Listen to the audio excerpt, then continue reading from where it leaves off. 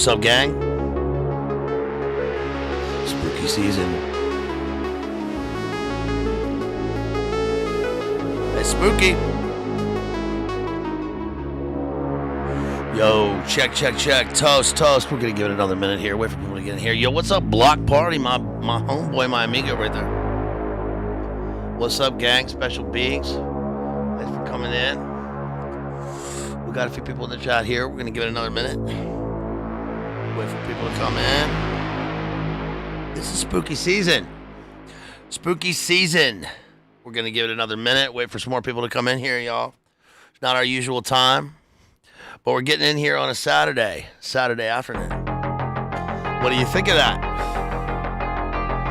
Thank you for anyone new coming in. Today we're covering some truly horrifying films.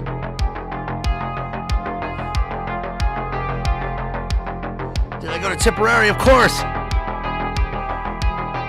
It's a long way. I've been to Tipperary. Many years ago.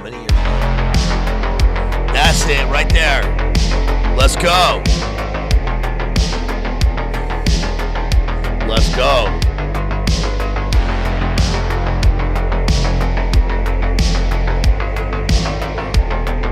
Come on.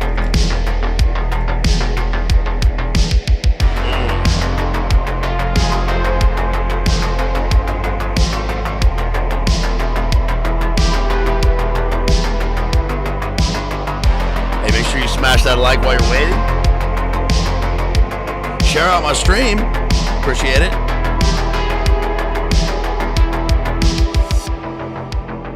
Today we're covering a new film, an old film, and an older film.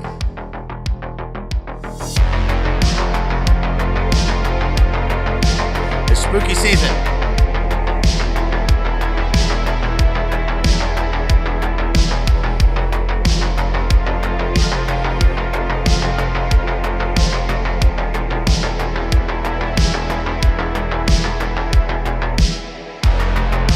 Go.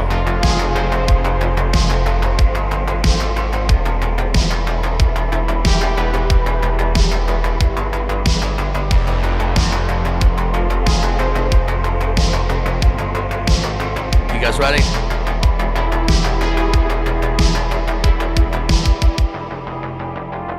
Yeah, let's get to it.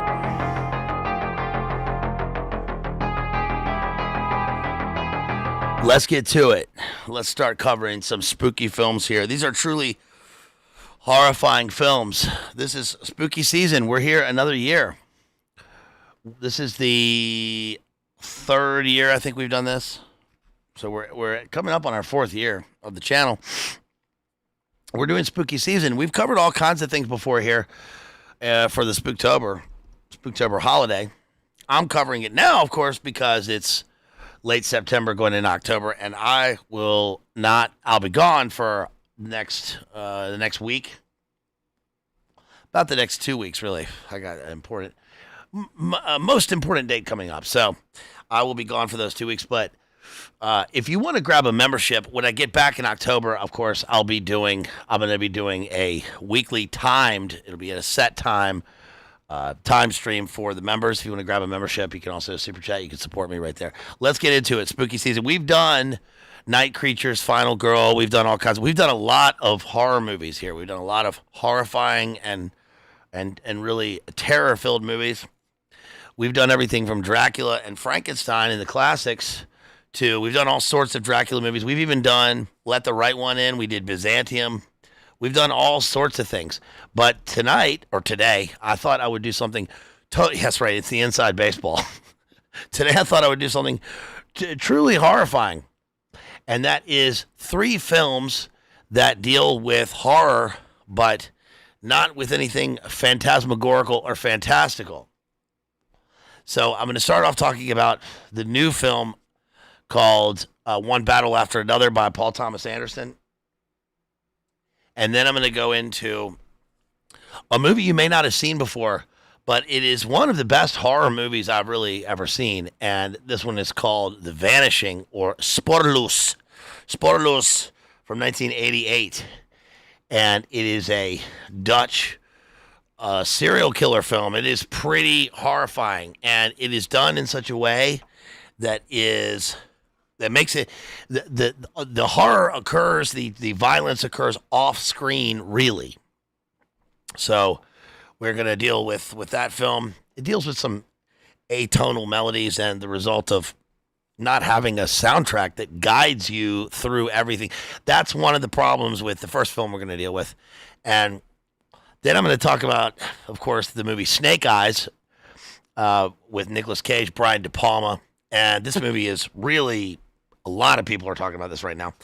We've actually never talked about Snake Eyes, and we should have, but this one's in the news for a number of reasons, so we're going to talk about that and what makes it really horrifying and horrible. So again, if you want to support, make sure you smash the like, and you can also buy my book right there. It's in the link in the live chat. It's also in the video description, and especially if you're watching this later, please make sure you leave a comment. So let's talk about the first film coming up, and this is called One Battle After Another. Now, we've talked about a lot of Paul Thomas Anderson. We've of course, I did a whole stream on master filmmakers, and we did one on, we talked about The Master, and we talked about There Will Be Blood, of course. If I put my straw here and it goes all the way over there, then I drink your milkshake. I drink it up. We've talked about There Will Be Blood. I've abandoned my soy! I've abandoned my soy! Which, of course, is Daniel Day-Lewis. There's another Daniel Day-Lewis movie coming out next week. And if I get time, hopefully I'll get time. If I get time, then I'm going to see that. And I doubt I'll be able to do an analysis on it before I'm gone, but we'll see. And I think that's going to be another movie about the Troubles. If you want to learn more about the Troubles, then buy my book.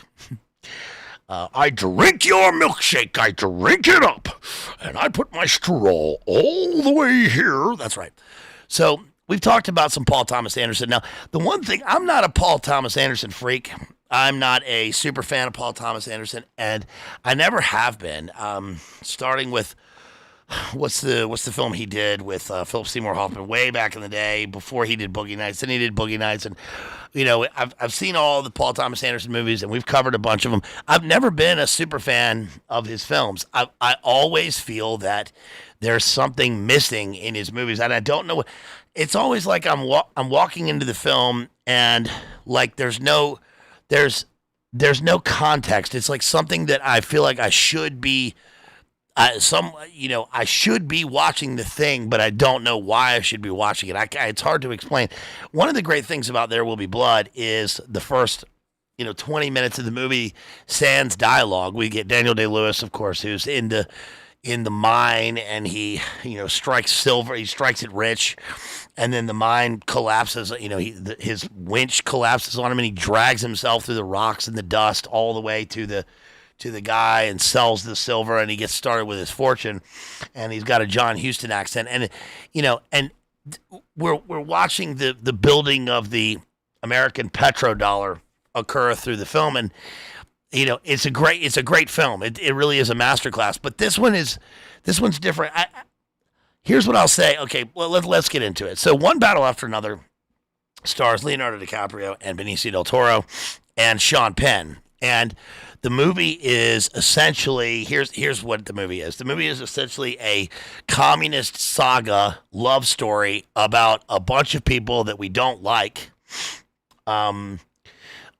with a purely political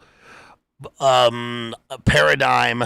It does not really go into a spiritual dimension, but as I said in the video description, it sort of crosses over the abyssal zone into spiritual degradation. And it really is, I don't know what else to say to it up front other than to say that it is an obscene movie that the part of the problem with the movie is that you find yourself rooting for characters. You find yourself wanting the characters to succeed, and to, like, you want Leo to get to his daughter, and that's fine. but you want the characters to get away from other characters or to find other characters or whatever it is. But you realize that you've been sort of drawn into this neo-American saga of the American Girl, as Tom Petty plays at the end of the film, and it's pretty degrading. I think that the movie was done well. I think it is entertaining, and Leo is, of course, entertaining. I mean, he's a charismatic character. He's a charismatic actor, and he does well. And Benicio's great, but the characters that they're playing are unlikable. Everyone in the movie is unlikable, and the entire situation for every single character in the movie is pretty bad. So, what is the movie about? One battle after another. Well, we begin with a group of, let's say, neo-American revolutionaries in a kind of timeless state. We see that it's about 16 years ago. This is based on Thomas Pynchon's Vineland, so this could be these are like, it's like we are looking at the 60s counterculture fast forwarded into the 80s, but looking at it through about a 2010 lens. And we have these characters who are going to what you think is a protest, but it is actually, they're going to a what we would see now as an ICE facility.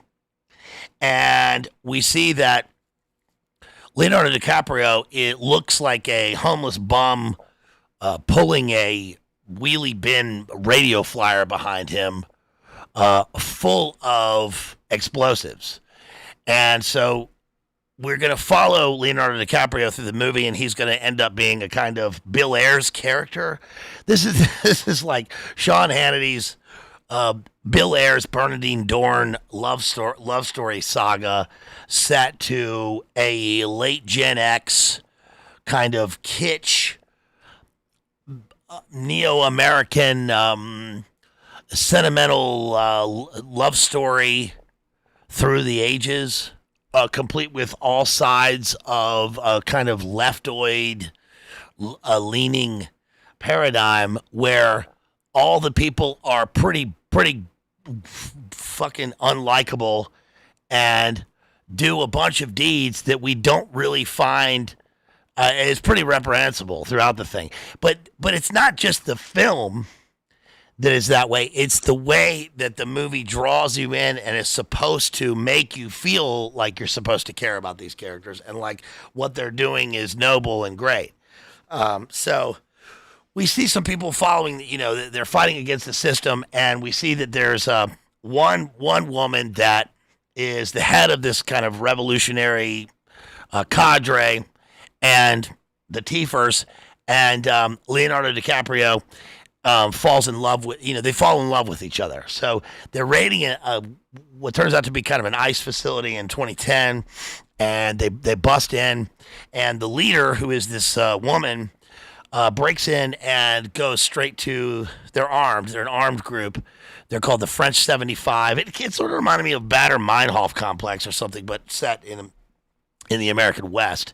And so she breaks in and she finds Sean Penn. Sean Penn is a kind of general colonel who is really an update of General Jack D. Ripper in Stanley Kubrick's The Shining, but his name is Lockjaw. And so she accosts him, takes control of the situation. They free everyone in the place, and then they go into a kind of a sexual jouissance where they are highly sexually charged because of the Liberation Act that they've just done. And then the relationship develops between Leo and the woman. The woman's name is Perfidia. She's a perfidious character. She's untrustworthy. And we see that watching, any of us would see that watching this. And then she ends up being that way for the rest of the group. So I'll say this: Sean Penn's character was unrecognizable when I first saw him. He is the most vascular person I think I've ever seen in the movie, and he probably is the most entertaining and the most true in this movie. All the characters are well done in terms of having unique characters and people that we sort of want to watch, and they they seem like pure. They do seem like three-dimensional characters. That doesn't make them good or not, and whether it's moral or not, they just seem like three-dimensional characters. Sean Penn is immediately when he's accosted by this character, he is immediately again sexually charged by this thing. So he says that he's going to find the girl who's in charge of it, of the revolutionary group, and we see that he immediately becomes this kind of sexual masochist. It's like Norm said with the S and the M. You always have to start off with the M. You want to start with the S, but you end up with the M, and he is certainly that way. And there is a thing that occurs in this also with okay, so this is kind of almost a companion piece to the movie Sinners. You remember when I covered Sinners, and I said that the first thing I said when we covered the movie was that you will not like this movie, and I think that remains pretty. I think I've been vindicated with that. I mean, I the more time goes on with Sinners, the less I find really anything redeeming about the film. I mean, it really was a kind of witch's Sabbath brought to life with just glorifying the kind of schlock gore, which is fine if that's what the movie is, except for it was meant to have a message of American tradition and continuity, where we are looking at characters who are oppressed and they're fighting back using the occult. I mean that's sort of what the movie ended up being. But remember, one thing in that movie was that the constant image of I want to be careful about this, about ORAL sex, okay, which is the man on the woman, which is it's something that is seen more and more in movies now, where it's like there's a reversal of the typical sex scene in films, which is uncomfortable anyway, but and not in a puritanical way. It's just that it becomes unnecessary and crass. And so now we see this where the crass nature, the sort of schlock nature of depravity becomes really hyper. There's a hypersexualization that occurs in movies, which I think is taking the place of any kind of belief system. It's just, this is an outlet for one's ideology in terms of characterization in film, and that occurs right here. So the man, Sean Penn, let's say, gets excited, and the camera angle is really low, so we're looking up at him, and it's pretty awful to watch. I mean, it's really uncomfortable. But we learn about this. We learn about this woman who is using her sexuality as a potent weapon. And so there are no ties between human beings other than that she, as she says in the movie, she is the most important. She never made any. She always said that she would look out for number one, and she is number one, and up to the point where she and Leo, she gets pregnant and she has this child, and her reaction to it is that she goes out, and there's it's in the trailers where there's a scene where she's testing heavy weaponry. She's shooting this machine gun. She's chopping up the saw with her pregnant belly exposed in profile, and it is, you can tell that the filmmakers attempted this to look like a satirical image of the woman fully liberated into a militant society.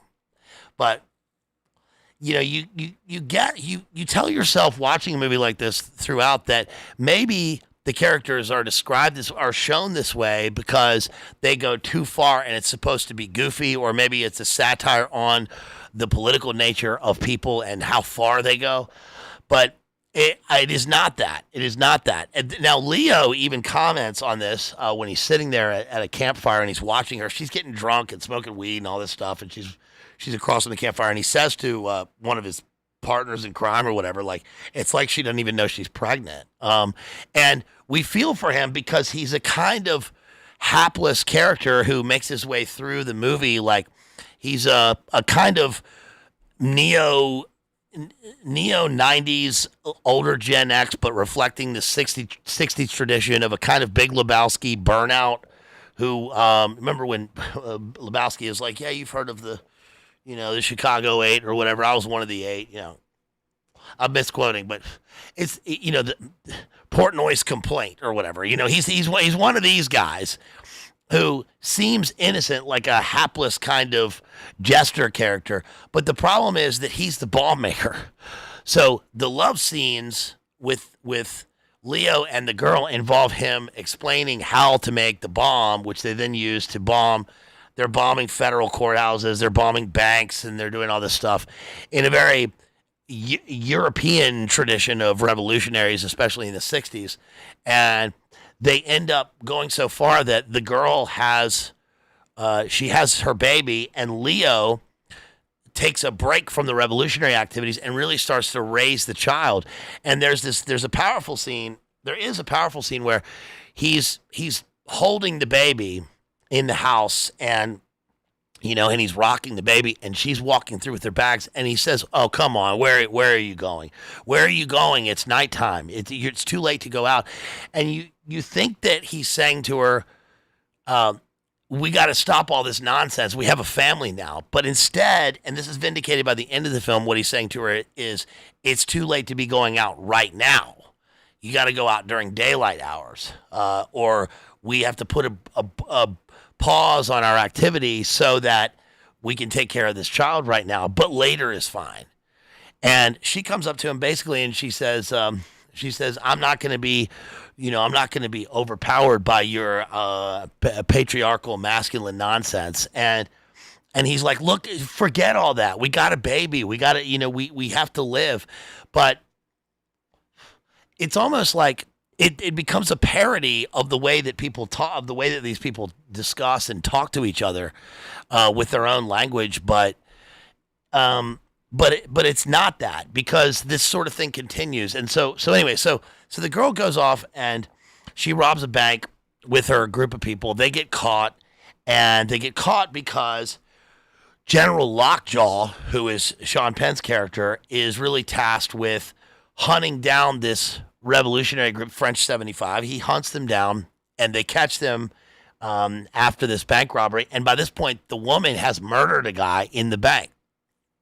This is where she's already overstepped the line, but really she really oversteps the line, and she shoots the one of the bank guards. She says, "Stop moving, stop moving," and she murders him. And then they get caught, and she is put away, and she's interrogated by one of the other side guys, Sean Penn's sort of his adjutant or whatever. And he says, "Oh, you do I look like I'm joking now? You think I'm joking now? Well, you're going away for life, if not for treason." And she's not forced, but she's made to cooperate and to name names. So she becomes a snitch. And she snitches on her revolutionary group and gives up names. Meanwhile, the other people who are left in this giant network, this giant Red Rose network or whatever, have all of these plans, and they have a whole system where they operate on ham radios, and Leonardo DiCaprio is told a way of communicating. And this is one of the motifs that occurs in the rest of the film. So they get these two kind of tracking device. It's almost like in No Country for Old Men, a kind of analog tracking device that they use instead of so they're trying to use analog without cell phones so that they won't be tracked in a metadata network. And the sound devices are basically that you carry this one, and when you get within 100 yards of someone you can trust in our network, your music will start. They will play music, and then the other person's will play music, and then when they converge, it'll make a kind of harmony. So it becomes a kind of postmodern Thomas Pynchon harmonizing with analog instrumentation that is meant to mimic anything dealing with the human soul, but also a kind of mirror to the high technology of the people that are hunting them, which is the state.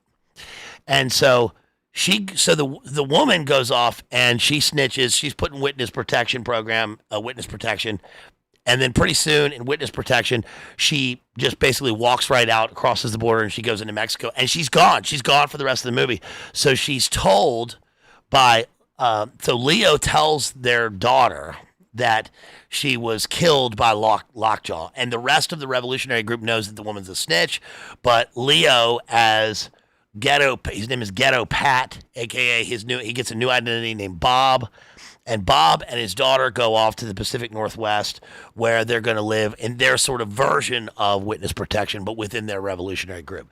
So what we have here is a kind of a kind of mirror and parallel between the oppression of the state and the social democratic leftoid communists who have their own system. And that is all based around sanctuary cities, open borders, the military's hunting them. There's a kind of Delta Force units that hunt them, and they've survived on bank robbing, hijacking, and so that's all pretty legit in the movie. But what ends up happening is that this is really a love story, an ode to an underground, a so-called underground society, communist saga struggle in America, where the only values that people have are their political values, but the political values are really typified by this woman. The woman believes basically that when she has the baby, she says she's jealous because Leo is giving more attention to the child than to her. Everything in her life is all about her. Everything is, sell out your friends, sell out anybody. There's no meaning. Everything is a struggle, and everything is put in pretty, disgusting, destructive terms. So it's just simply acceleration and creation through destruction, which is what we knew it would be. But the really difficult thing about the movie is that it is so unlikable. Everyone in it is just really fucking it's very difficult, I think, to watch. And then it becomes very easy to watch, and I think that speaks to how horrifying the whole thing is. You don't want to, for instance, be in favor of the Delta Force people that are hunting people in the movie because they're run by this clearly Masonic group of old men with tunnels beneath the house who have this weird. This part is pretty funny when they go into the elite group that is supposedly in charge of the country, and another thing is they mention like the Davos group is, the Davos crowd is destroying our people, and it's like, yeah, but not for the reasons that you're saying. So they're funding you, they're funding everything that you say you're doing. So instead they make it like the Davos crowd is the enemy in the group because they represent the right wing or the other side of people, and they may fund that at times, but there's no nuance in the film, I suppose. And so anyway, we flash forward about 16 years, and now Leo's daughter has grown up. She's 16 years old. She's in high school. She's taking karate classes under Benicio del Toro, who's the sensei, and they're clearly living in Portland. And he is a kind of hapless but likable Lebowski type dude, pothead stoner living in a kind of trailer who's trying to deal with his daughter. And so the first act of the movie is the sort of prelude with revolutionary acts that leads up to it. The second act is really the neo-American family dynamic where Leo, as an older Gen X, is now dealing with his daughter in this system that he criticizes because he asks about, is that your friend? Is that a they? Is it a he or a they that comes up into the movie? But that's the system that he wanted. That's the system that he's fighting for. So it's difficult for him to criticize. It's like he's supposed to be on the outside of it, but he's one of the people who's literally bombed these buildings and made that happen. So then, so the daughter. So now we see the family dynamic. The third act of the movie really is like the chase that occurs when this all goes awry. So Leo's daughter goes off to a school dance with her friends, and he's at home, and he gets a call that whatever the code is, and he's like, he doesn't even know what the code is anymore after 16 years. Some kind of hijinks and comedy ensues, and so when the girl is at the school dance, she gets confronted by one of his revolutionary partners who's supposed to, in the plan, go after her to save her from when she's going to get blackbagged by this group of Delta Force operators or whatever who are hunting human beings. Now, all of that occurs because General Lockjaw, Sean Penn has, meanwhile, come into contact with this group of people called, this is very Pinchonian, this group of people called the Christmas Adventurers Club. So the Christmas Adventurers Club is basically a kind of Bilderberg group where we have these older white dudes, and they have some sort of an elite, obviously racialized group where they are supposed to, he's been put up for membership in the group, and they have to do a kind of background check on him, if that makes sense. So yeah, that's right, Lawrence. So then when he gets put up for the background check with the guys, and this is a very funny scene because the whole movie is movement. There's very little static imagery within the film. Most of it is ambulatory. Most of it's until we get to some car chase sequences, and there are a lot of characters. It's truly a saga. There are a lot of chase sequences.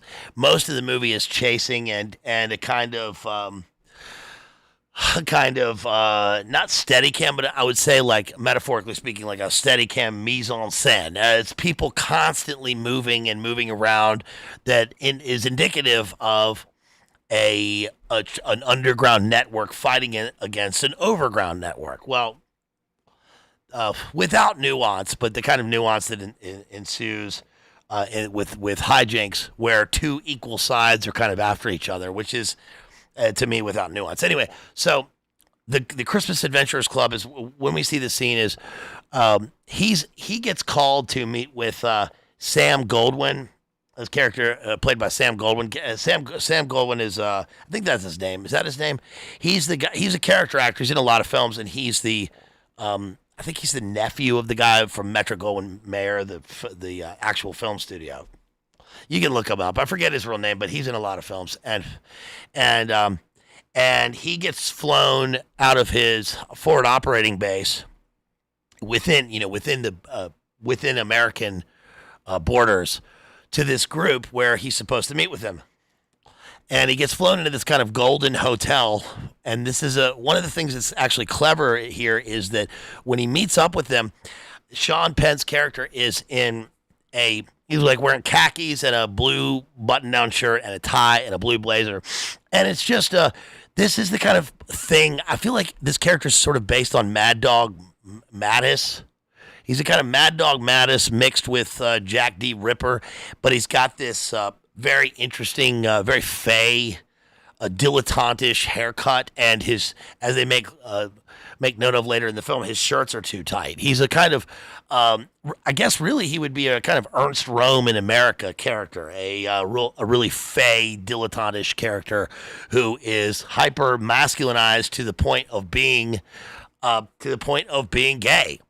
And that's what you're supposed to make of him in the film. Now, Sean Penn, in the meantime, after they arrested the girl who was Leo's girl, who was in charge of the revolutionary group, and he gets her to switch her allegiances and to snitch on everybody and to go into witness protection, he meets up with her in a series of sexual escapades, including when they're bombing this bank, and he infiltrates it and meets up with her, and he in one of the nuanced things within the film, he's in charge of this group of like, I'm just going to say Delta Force operators or whatever, because it's a lot like Sicario in that sense. But he tells her that he doesn't care about what she's doing. He actually respects her power and what she and her political motivations. She's on the other side, and he hates her, but he is sexually attuned to her, and she ends up basically compromising him because the two of them have this sexual tryst where she turns him around, and this is particularly disturbing. She, let's say, R-words him with a gun. This is really in the film. She turns him around. She's got a 9 pointed at the back of his head, and an R word ensues, which he wants because he's a freak. So then, we know in the film that the baby could possibly be his instead of Leo's, and that is the spoilers with this are that, and this is obviously I'm giving you a full analysis here. I'm not gonna shy away from what happens in the film because there's no point in really doing. We can't analyze the film if we don't talk about the events of it. So the spoiler is that if you don't want to know the spoiler, turn it off now, but come back after you watch the movie. So the spoiler is, yes, Lawrence, you are absolutely right. Yes, so the spoiler is that the child is Sean Penn's, and he later is going to say that she was a semen demon, that she stole it from him. That's his words.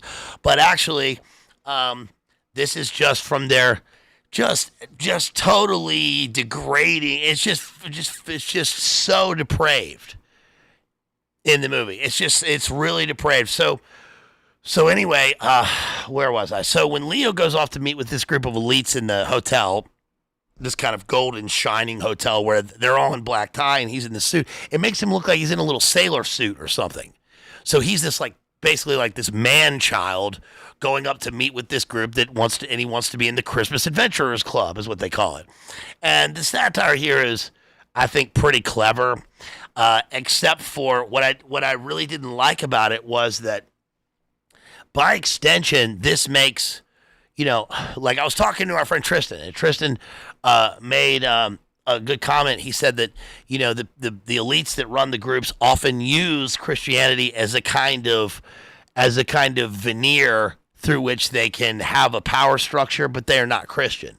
And this goes further than that because this is like making light of the only thing that the people on the other side have is what seems to be their allegiance to this secret group that is basically that venerates Saint Nick.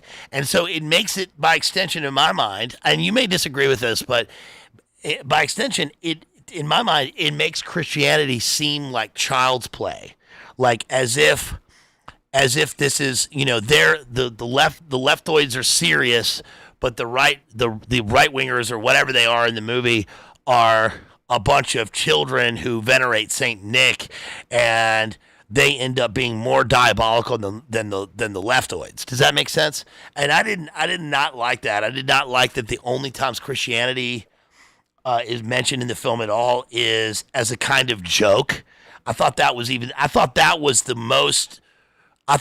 probably the most disgusting part of the whole film. I thought that was sick. Now look, you can't fault the people. You can fault, but you can't fault the people on the other side for having their ideology and whatever. They're very serious about. I mean, all their stuff is wrong, but they're consistent with it, and they have their political language, and they have their own rules and their own paradigms, and that's pretty. That's pretty serious. But the people, they make it seem like the people on the other side are these kind of perverted, decadent children when they're all like that. They're all like that in the movie. So they basically, he wants to be in this Christmas Adventurers Club, and they tell him, they're going through this they call it double Y Yankee background check. And the background check is asking him, have you ever had any relations with an African American. Okay. And he lies and he says, absolutely not. That's one of the standards for them getting in.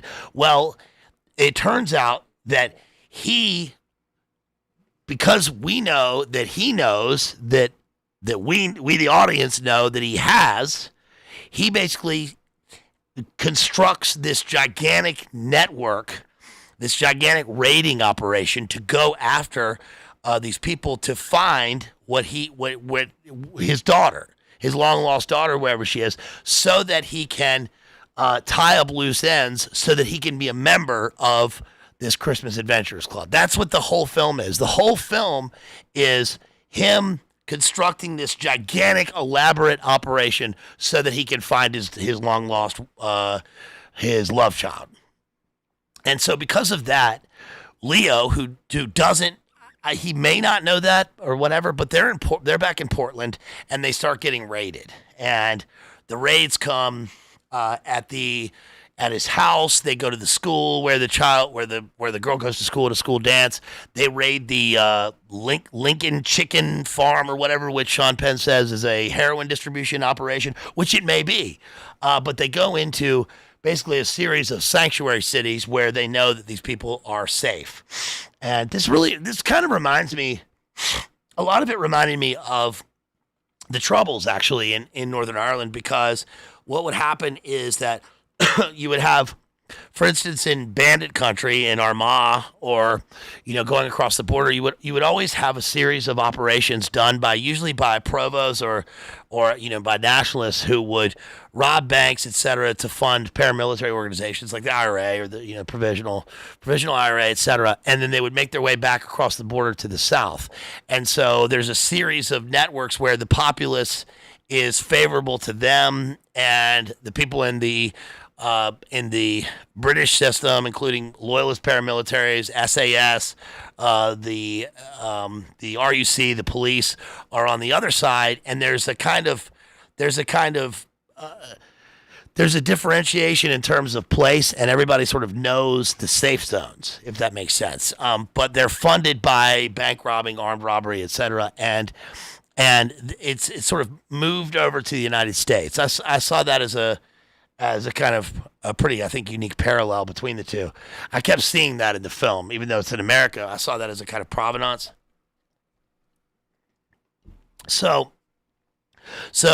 Anyway, the daughter gets saved from the school dance by one of the revolutionary girls from the old times, and the word goes out on the Red Rose Network or whatever that we got a situation here, and they got all hands on deck. And so Leo has to escape. He escapes through a tunnel in his trailer, and hijinks ensue. He's very entertaining to watch. It's very funny. He actually, this sounds weird, but the way he does things, the way he kind of reacts to things, even the clothes he's wearing in the movie kind of remind me of me. I hear that from a lot of people in a lot of the films that he does. The way he kind of has a spaz in every movie is very. It reminds me of my own personality. Not in terms of the character he's playing, but the way that he plays them. Even the bathrobe that he wears throughout the whole film is my exact bathrobe that I wear when I'm walking around. I don't go to Walmart in it. I've never been to a Walmart, and I don't go through tunnels. I don't have a tunnel, but the movie was, I thought, well done in the sense that it shows you the way that I think these networks really run. And I think that if people are interested, I think it's interesting to watch the movie to see how this runs and to see really the full extent of what the sanctuary city represents, and to see how the various characters play roles and support each other in this kind of network. I thought that was pretty interesting. The problem is you really, really have to get through a bunch of shit to watch that, and what it represents is so disturbing because it's true. So it can be illusory sometimes, or it can be seductive to watch a film and to say, oh, it's in the film, so it must be real. But the fact is that the film, I think films can often capture in parallel the truth of the way that a military or a paramilitary or a political organization can work without actually being factual, if that makes sense. So the spirit of it seems to be the same. So all of the tunnels and all of the people and all the people that they're moving, all the coyotes, that does happen. It may not happen exactly like it happens in the film, but I think it's a pretty good indication of sort of the spirit of the way that it happens, if that makes sense.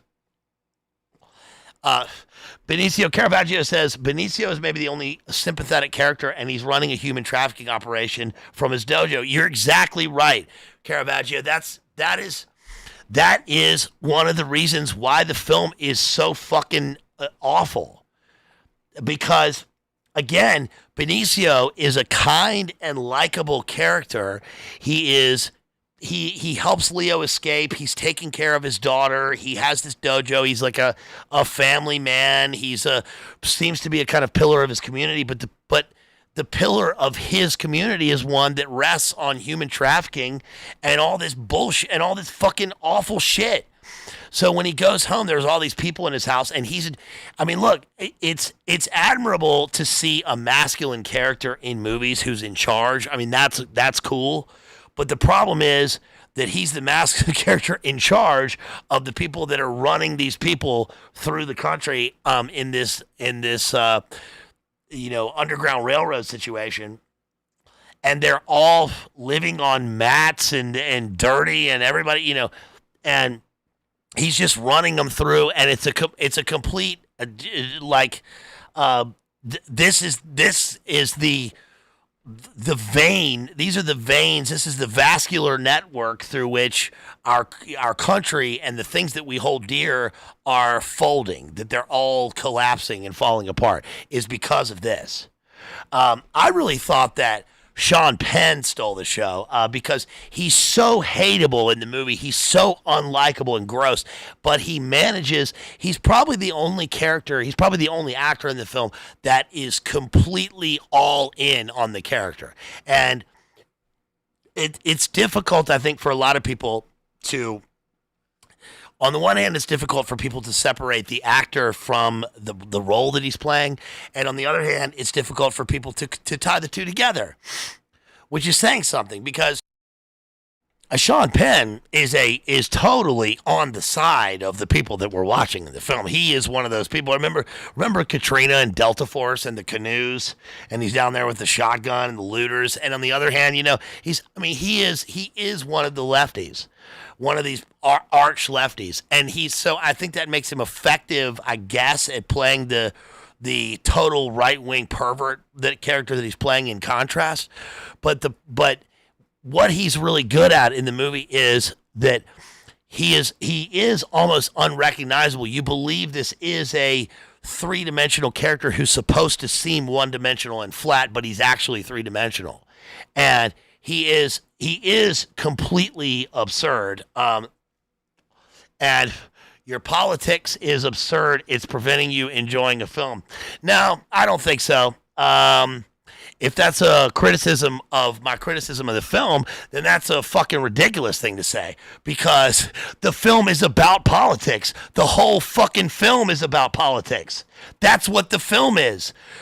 I actually did enjoy the film. I actually did enjoy watching it, but the film runs on that. You can't, if enjoying the film means sitting there mindlessly eating popcorn and just drooling over your lap, then that's fine. Then your comment makes sense, but that's not what the film is. The film runs on politics. Maybe that's not what you were saying. I don't know. But the whole film is about that. That's what the film is. So anyway, so there is a sequence that is really, really, I think that's really clever, and that is really funny, which is where Leo has to escape, and so he finds Benicio, who's his contact, who's the guy who owns the dojo, because he has, first of all, he has the daughter. The daughter is not supposed to have a phone, but she has a phone, so she's going to be tracked. And so he has to get to his contact, which is Benicio, who is the main coyote in the sanctuary city. And Leo has to escape based on his sort of plan. So he makes his way through this like labyrinthine network, and then the skateboarders are supposed to get him across the rooftops. And there is a very funny scene where Leo, who is Bob, who's drugged out, alcohol soaked, late Gen X, post-revolutionary in a bathrobe, is running across these rooftops, chasing. He's using these skaters as his guide across, and they're going so fast they look like ninjas going across this rooftop, and he ends up falling. He jumps across this rooftop and falls 40 feet through a tree onto the ground, and then gets tased. And it is very funny. It's very good slapstick, and it really speaks to the absurdity of the film. The other thing that happens is that we see that the riot, because this is obviously supposed to be like Portland, so there's a riot that occurs, and the riot is a front for the escape of these people. It's all a mask. It's all a smoke screen so that these various people can escape in their revolutionary network. So Leo's supposed to escape, the girl's supposed to escape, and the protest is called by this network that organizes it just for that. They also have to call this so that the facilities that are getting ice raided are masked. And then there's a double mask that occurs because a false flag occurs within that, because the Delta operators at one point call in Van Halen. They say, call in Van Halen. So this guy pulls up in a black van, and he's got a Van Halen shirt on, and he's got a Molotov cocktail, and he runs in. He pulls up to the back of the protesters, runs through the protesters, throws a Molotov cocktail at the cops, which then causes the cops to come in force. So it's a false flag. And then further hijinks ensue. So I thought that was pretty clever. Next, we go back to the Christmas Adventurers Club, and the Christmas Adventurers Club, who uses Saint Nick as their icon within the film. They do this kind of illuminate, confirm hand signal, hail Saint Nick, which you think, by the way, sounds like them saying hail Satan. They do this kind of hail Saint Nick. We've got to catch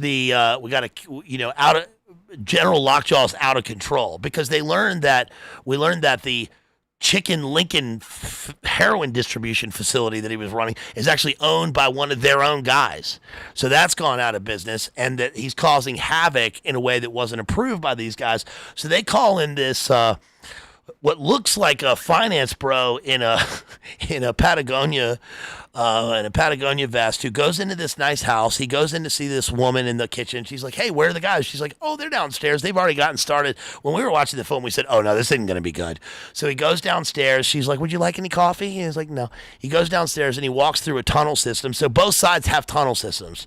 So he walks into a tunnel system and into this weird room where he meets up with these basically Bilderberg type, the Bohemian Grove old bros, and they basically say he's out of control.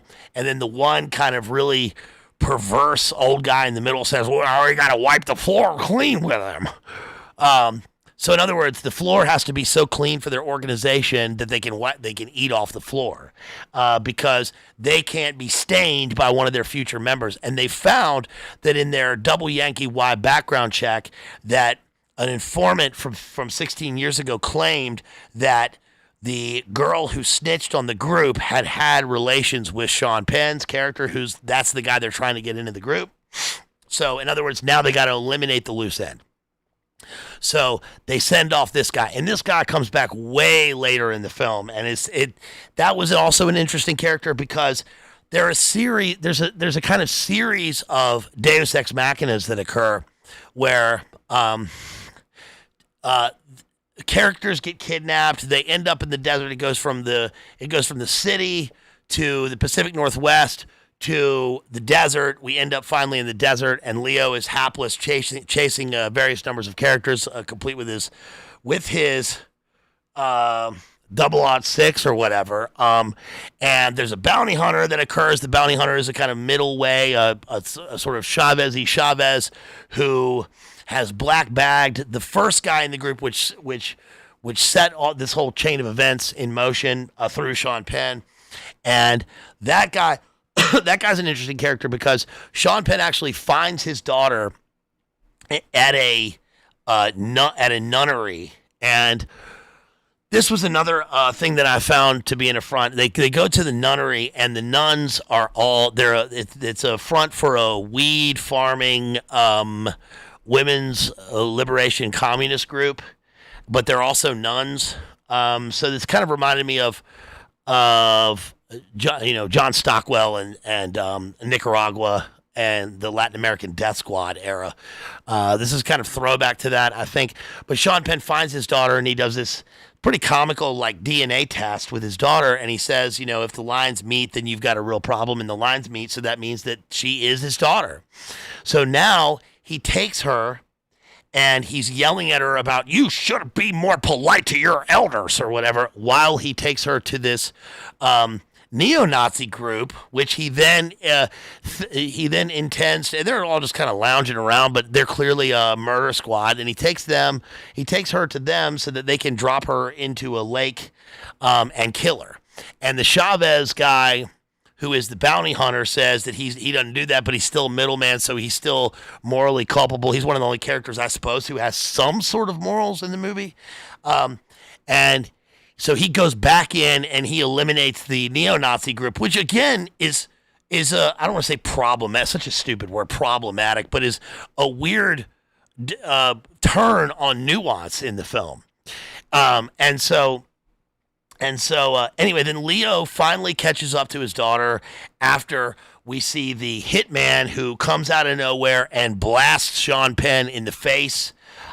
So the right-wing guys end up eliminating their guy, and the left-wing people have eliminated their people, and so now we have Leo, who is back together with his daughter, and she at this point is almost mind-controlled because she's been sort of inducted into this whole system, not only through her birthright. There's a whole thing with birthrights also in the movie, because Leo, when he meets up with the mother of the African American woman that he found at the beginning of the movie, he clearly, he loves her. I don't think she's capable of love, but he loves her, and he meets up with her parents, and her parents say, her mother says, you're not right for my daughter. My daughter comes from a long line of revolutionaries. And it's like, yeah, but look it's not even worth criticizing. It's like, look at your daughter. Your daughter is a murdering, snitching lie. She wasn't even consistent with her own group. She's a snitch on them. So it's just without morals. And then, so the conclusion of the film is that Leo gets back to safety with his daughter, and now they're an American family again, and he's trying to take a selfie, which makes it sort of saccharine. And then she's about to go out, and she gets a call. She gets a call that there's a protest in Berkeley, and he says, that's 3.5 hours away. And she says, okay. And he says, well, be careful. And she says, I won't. And then she walks out the door, and he has a smile on his face. And now the revolutionary, the line continues, and Tom Petty's American Girl pops in.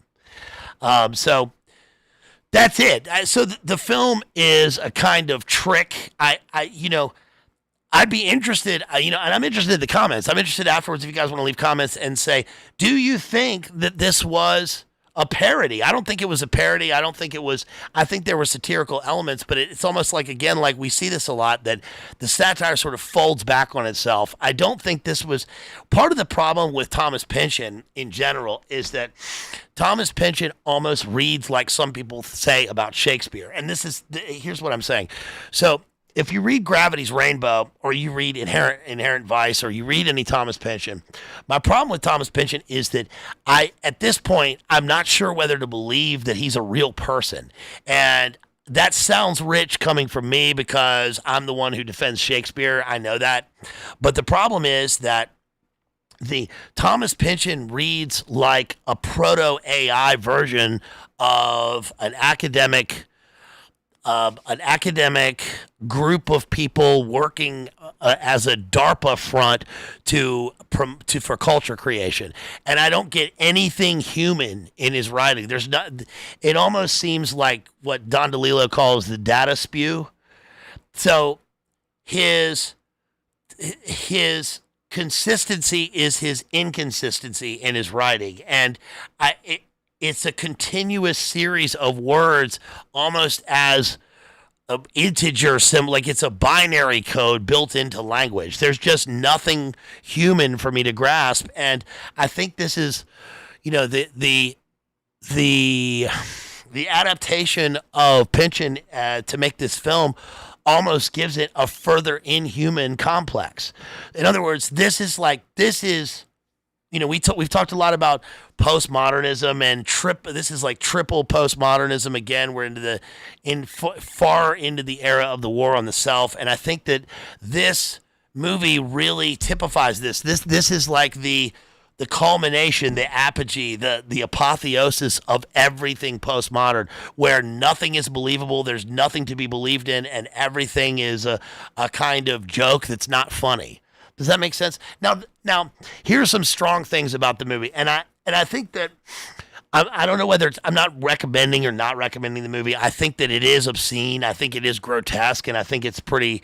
I think it's a pretty not dangerous direction. I'm not going to go that far. I don't think that's a thing. We're already way past that anyway. I don't think that we should have puritanical dangers in terms of movies or moralism, but it depends on one's discernment. And I think that one's discernment almost goes out the window if you watch this movie without understanding what you're watching. You cannot watch the movie and say, I'm enjoying the movie with my politics, because one is forced to be political when you're watching the film. I'm the last fucking person to watch a movie and say, "Oh, my politics is getting in the way of the film." I think that the movie really makes you. It forces you into that corner. So, I think that some good things about the movie. The characters are three-dimensional in a kind of comic paradigm. I think that Leo's always watchable. Benicio del Toro kind of doesn't really do enough with this. There's not enough done with his character. Sean Penn is really good in his role, and I think that it is a long movie that earns its weight in terms of its length. I don't mind the length of it. I think the movie is earned in that sense, but I don't think it's good. I don't think there's any goodness in this. And when you become so black-pilled that this is the kind of movie that stands for substance, then I think that we're in sort of dangerous territory. Movies don't have to portray the factual situation of the way things are. They don't have to be a kind of moral template for us how to act. They don't have to do that. I mean, we just have to have our own. The movies can come and go, but when this is the movie that stands in for what the American pastoral love story, multi-generational love story, and the American tradition is, I think that we're probably in dark territory here. So I would count this as a horror movie. I think it is pretty horrifying, and there's a lot that I really can't say about the film because of where we are right now. But you will find it. It was weird because there were scenes in the film where the audience was laughing, and I'm glad there was an audience. I'm glad that there are people watching movies, but I couldn't understand what they were laughing at. And I'm not saying this is not in a puritanical, moralistic sense. I mean, I watch movies like anybody else does, and I enjoy going to movies. And in the end, I guess I don't really give a shit. I mean, but I kind of also resent feeling like that after a film. So. I guess you'd have to see for yourself. So let me know in the comments afterwards if you've seen One Battle After Another, Paul Thomas Anderson. Let me know what your favorite Paul Thomas Anderson movie is. If you have one, what you think of him as a director, what do you think? I will say that he does fairly, he is a fairly good weather vane for discussing various elements of a deeper kind of American cultural and philosophical tradition. I think. I mean, he covered oil and the beginning of petroglobalism in There Will Be Blood. He covers psychopathy fairly well. Boogie Nights. He covers this uh, sort of the depravity of the 70s, but in a funny way that goes through a saga of these seedy people. The Master, of course, covers cults. So he covers some things that other people have not covered. But yes, that's right, Caravaggio. Perfidia is a genuinely disturbing creature. You are exactly right about that. Mystic Peace. I haven't seen the one that had to do with that. He have some. Didn't he have some movie about that? Something or was it Licorice? Something about that. I didn't see that movie. I'm not going to see that. Also, I didn't like Phantom Thread. I watched and I was surprised because it's Daniel Day-Lewis. I always like Daniel Day-Lewis for a different reason. I think than not that that makes me special, but for a different reason than other people like him. My teacher at drama school trained him, John Hartock. So I'm interested in Daniel Day-Lewis. I think he's a great actor, obviously. But I watched the first 15 minutes of Phantom Thread, and I couldn't watch it. I just didn't care. I didn't care about this guy in a sham marriage, who was obviously using clothing as an avatar for having a character or a personality or any kind of beliefs. I just didn't. I didn't care about that. Mystic Pizza is the Julia Roberts movie. Paul Thomas Anderson didn't do that. That's it. Yeah. He did that. He did the Licorice movie. See, I didn't see that. I heard one thing about it, and I'm not going to see it. I'm not going to see it.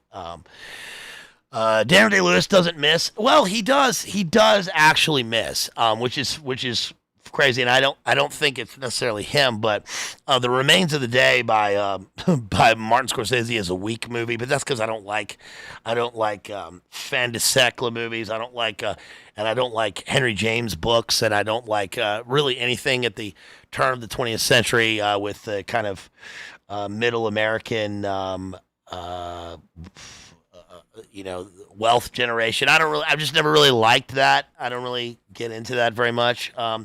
And also, My Beautiful Laundrette is certainly a miss. That's one of his first movies. I'm not watching that. My Left Foot's pretty crazy. The Boxer is amazing. We've covered The Boxer, but I'm not gonna watch the Licorice movie. I'm not gonna watch that because I don't like licorice, and I certainly don't like licorice pizza, whatever the hell that is. Yeah, a Merchant Ivory film. Helena Bonham Carter. Shakespeare. No, who's that? That's David Brent. Okay, so yeah, you guys, if you like that, and if you disagree, if you want to put a disagreement in the comments, that's fine. It's fine when people disagree with my movie takes. Movies are supposed to. I've actually gotten a lot and learned a lot from you guys. I got a particularly high IQ audience here, who really knows movies and appreciates movies, and as your kind of cultural touchstone, just because I see movies before most people, I appreciate my view. Listen, my views. I'm not an idiot. My views can change about things. I can be wrong about movies. So please let me know what you think about this movie. Let me know if you have a completely different take. If you might have a completely different viewpoint or a vector for seeing this movie and what you think of it. But I consider it a horror movie. I really do. So I thought it was horrifying and grotesque. I didn't think it was phantasmagorical, but I thought it was pretty disturbing.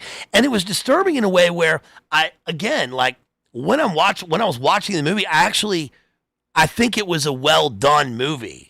But I think something can be a well done movie, but also be bad, if that makes sense. And that's a pretty. I think that might be a nuanced opinion, or that might show some nuance about a film. But I'm extremely fair. I think I'm probably the most fair and the most diplomatic when it comes to movies. I really try to. I don't try to be that way. I just think that I am, and look for redeeming qualities in films. And so let me know what you think about that. If you want to support me, by the way, you can check out my book, Runes. It's right there. It's still. Listen, I'll say this about Runes. Once I get to 100 copies sold, I'm pretty close. So once I get to 100, and thank you to everybody who's bought a copy. I can't believe. Can you believe? I can't believe that I've sold almost 100 copies of a book of poetry. I mean, that's crazy. Most people don't sell any. And so I really appreciate that. I really appreciate everybody who's reached out to me with the really kind DMs and emails. You can email me at madmaximalism with 2 X's at gmail.com. Let me know what you think of the book. I will have signed copies available. I'm going to have signed copies available for the second edition of the book. So when the book hits 100 copies, I'm going to take that edition down and replace it with a second edition. The second edition will have bigger print and may have a couple of things added to it, but I don't want to really go on about the print size, but the print size was it. I'll just say this, and this is, you don't really need to know this, and it doesn't really, it doesn't really matter what goes into a book or the amount of work that goes into a book. But I'll say this, it's different when you are formatting a work of prose of any kind than when you're formatting verse, because when you're formatting prose, you can throw your paragraphs up onto the page, and that they go where they go. So if you have a smaller book size and a word is on page 5, in a bigger book size, and a smaller one, it can be on page 3 or whatever. It doesn't matter what page the paragraphs go on. That doesn't matter. But when you're working with verse, the words are written in lines. So the first word has to be the first word in the line, and the last word has to be the last word. And certain poems have to fit on one page. Other poems, you can't just break the line willy-nilly. So if you change one word, if you change the font size in one word, the entire structure of the book falls apart. And I know that because formatting the book, I did that one time. I changed the font size, and the entire book changed, and I could not get it back. And it took me a week to get the fucking format back to what I wanted. So I really wanted something purposeful and exactly how I wanted it. And so, but for the next one, I'll have a bigger font size, and I may have a smaller book size but bigger font size, and also I'm going to work with Hasher and Ruckus over at Alternate Current Radio on putting up a webpage for this and figuring out how to make orders so that I can do signed copies for you guys. And I'm still going to keep it cheap. The book is only $12. I'm not trying to sell. I know, well, I am, but I'm not trying to sell the book too much. But the book is only $12. I kept it as low as it could possibly go, and it'll stay like that for the second edition and for signed copies. So, again, this is the first and maybe only book of poetry that some people will ever own, so that's quite an honor for you to have my book. I really appreciate that. I've got a lot of comments about that. So again, if you want to order a copy, do that. You can also support me with memberships. Before we go to the second movie here, if you want to support me directly, you could do that on with PayPal and with PayPal, Cash App, and Venmo. Let me put up a link here again. My buddy Jason right there. My boy Jason's right there. He's been throwing up the links. And so here's you can support me with this. You guys, I got a wedding coming up a week from today. I'll be getting married. And I've got a honeymoon coming up. And so I really could use your support. It's neither here nor there, but if you want to hear you guys want to hear a horror story? Let me tell you a little horror story real quick. So I had a tooth extracted on Monday. I'll tell you this story real quick because this is pretty horrifying. So if you want to listen, go ahead. So I had a tooth extracted on Monday, and when she was taking the tooth out, she said, no need to go in the operating room. We just take it out here. It'll be easy. And I said, okay, well, this tooth hurts a lot. She said, you being uncooperative, you face forward, sit up in chair. I said, uncooperative? Okay, well, I guess so. So she said I was uncooperative. So I moved up in the chair, and then she said, how you doing? So I tried to turn around, a little bit to look at her, and I said, where are you? Because she came in, and I hadn't seen her. She didn't walk in. Like, if you're sitting in the chair and the dentist will walk here, so you see her, or they walk into the door here, but she was behind me. I never even saw her. And I go, where are you? And she goes, you keep your face forward. You keep your eyes ahead. Don't talk. Why are you breathing out of your mouth? I was like, well, you got your fingers in my mouth. I can't breathe through my nose with your fingers in. So anyway, so then she grabs the glampers or whatever, and she grabs the tooth, and she goes, "This is gonna be easy," and she pulls on, and it hurts. So it hurt like hell. I've been shot up in the mouth already like 12 times to numb it, and I could still feel it anyway. So she pulls it out, and I heard a crack. So the tooth cracked in half. She goes, "Oh no, that's not good." And I went, "What? What's not good?" So then she digs into my gum.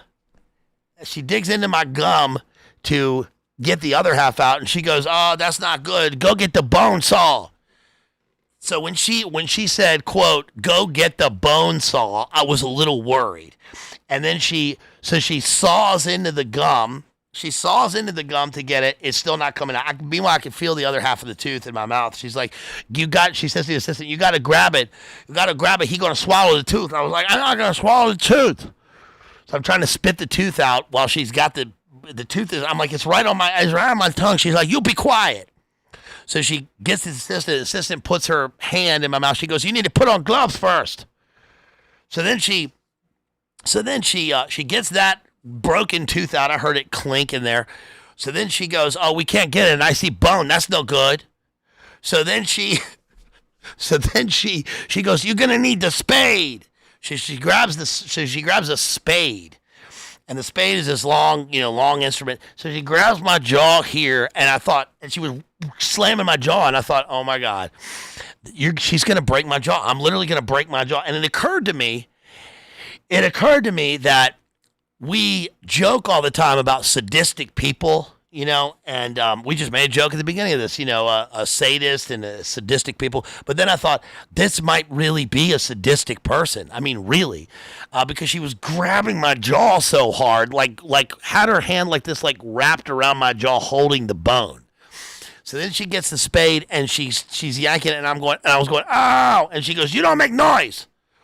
So she finally she digs in there, and then she finally pops it out, and I heard it pop, and I went, "Oh," And then I said, "Is it bleeding?" She said, "Of course it's bleeding. That's the last patient of the day. I go on vacation now." And she walked out. So then they go, "Okay, you're all done." So I went, "Well, what do you mean? What now?" They said, "We're closing up." And I was like, "It's 4:00. So then the assistants were like, "You got to go. You got to go." And I was like, "What do you mean I got to go? Did you put a stitch in it, or, what am I supposed to do?" I mean, I've had a tooth out before, so I kind of knew, but they were like, "Nah, it'll just clot." So I go, "Okay." So I get in my car and I drive over to the Walgreens.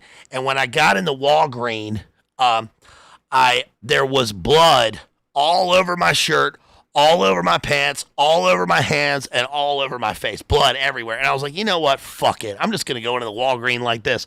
So I go up. I went in. So she called in the pain pill. So I went up. Thank goodness. So I went up, and I was like, and I had blood all over. And I was like, "Yeah, and then the lady there already knew me. So she was like, "Yeah, it's fine. I got you." So then, anyway, I didn't stop bleeding for 24 hours.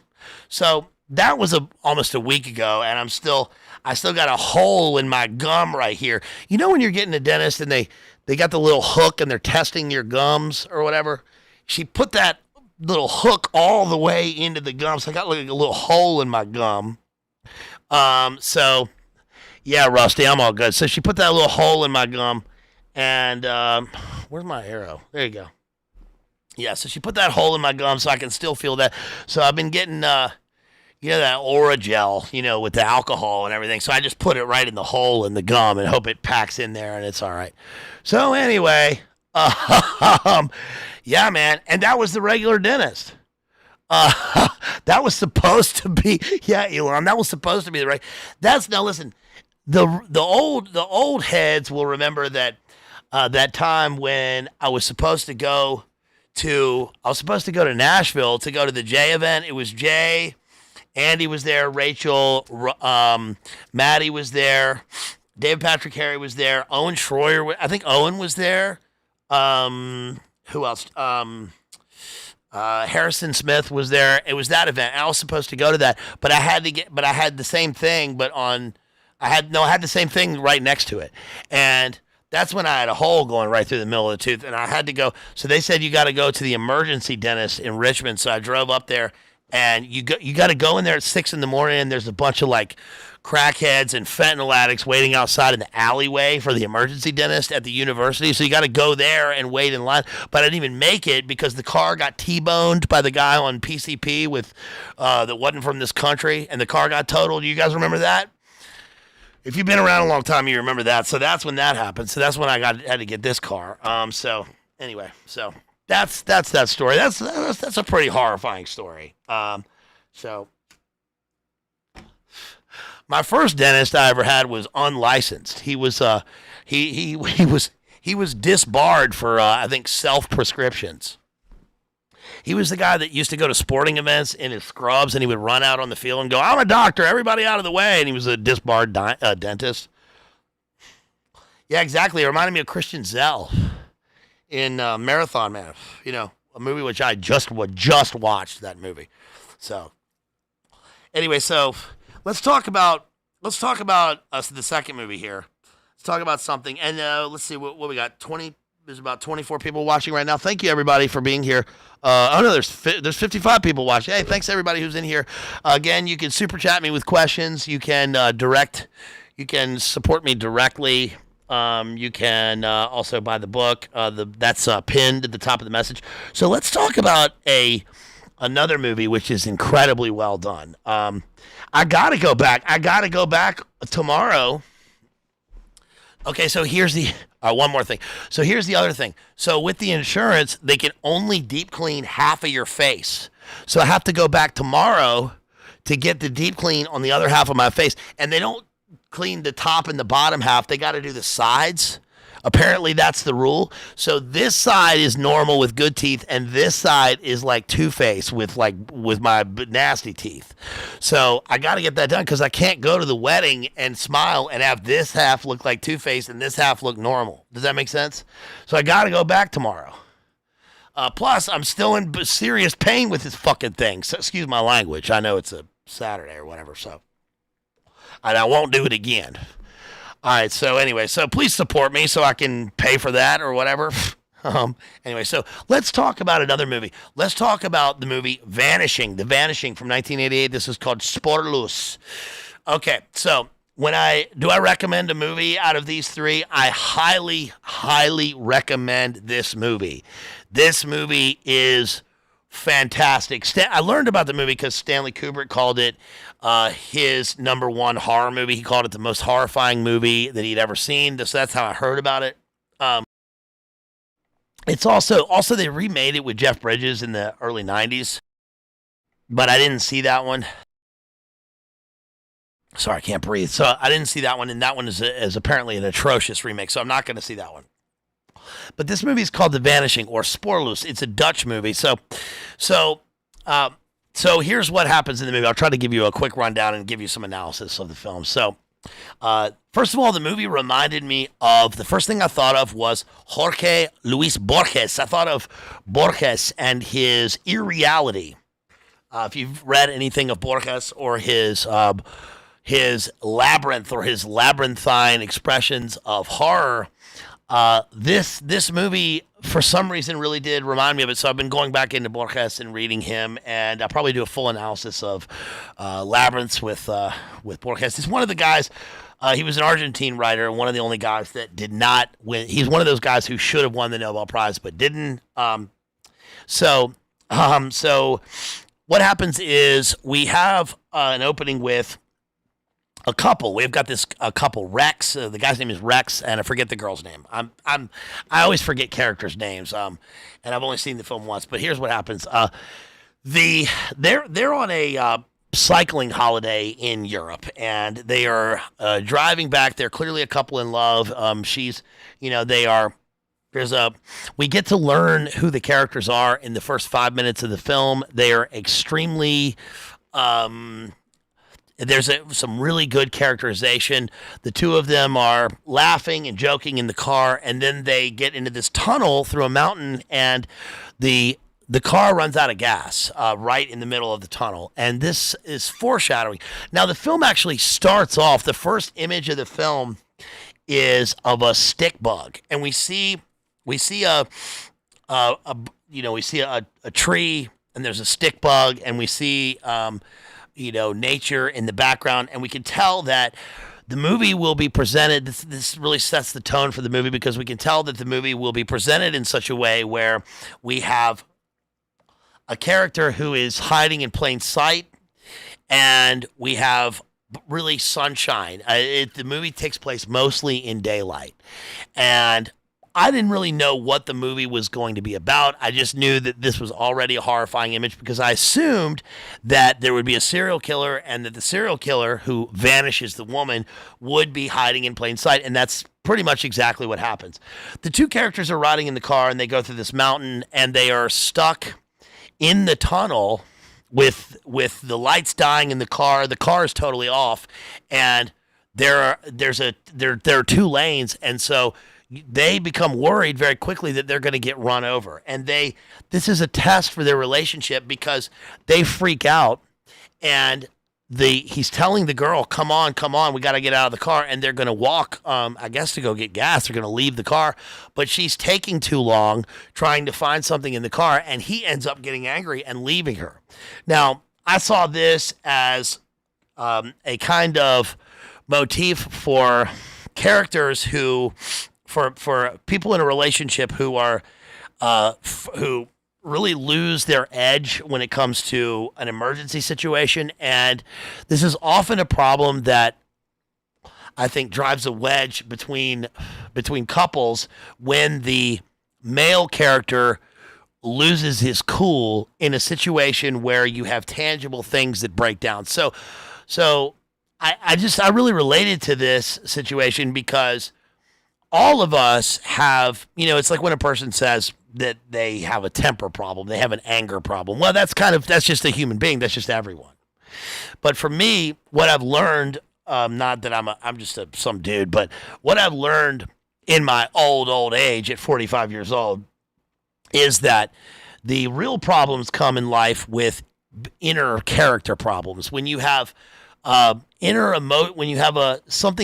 emotional issue, or like in a situation, or you have the fear of the unknown. And that really that was crazy to consider, because the film is truly horrifying because it plays on the fear of the unknown. However, when you have problems with tangible or concrete things that are not abstract, as a man, I think it is healthy to not lose your cool with those things. So I've had so many car problems in my life that we were just on a trip back from Michigan just a couple months ago, and we were driving through Pennsylvania.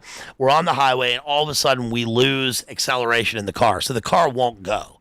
And once we got up to like 45 miles an hour, the car wouldn't go faster, and we thought we weren't going to make it up the mountain. And the lights are on the dashboard. And I was pretty, I'm proud of myself. I was pretty cool with it, because it's happened to me so many times in life that I just thought, look, you take it sort of step by step, and you know that if it's a tangible problem, if it's something concrete with the car can be fixed.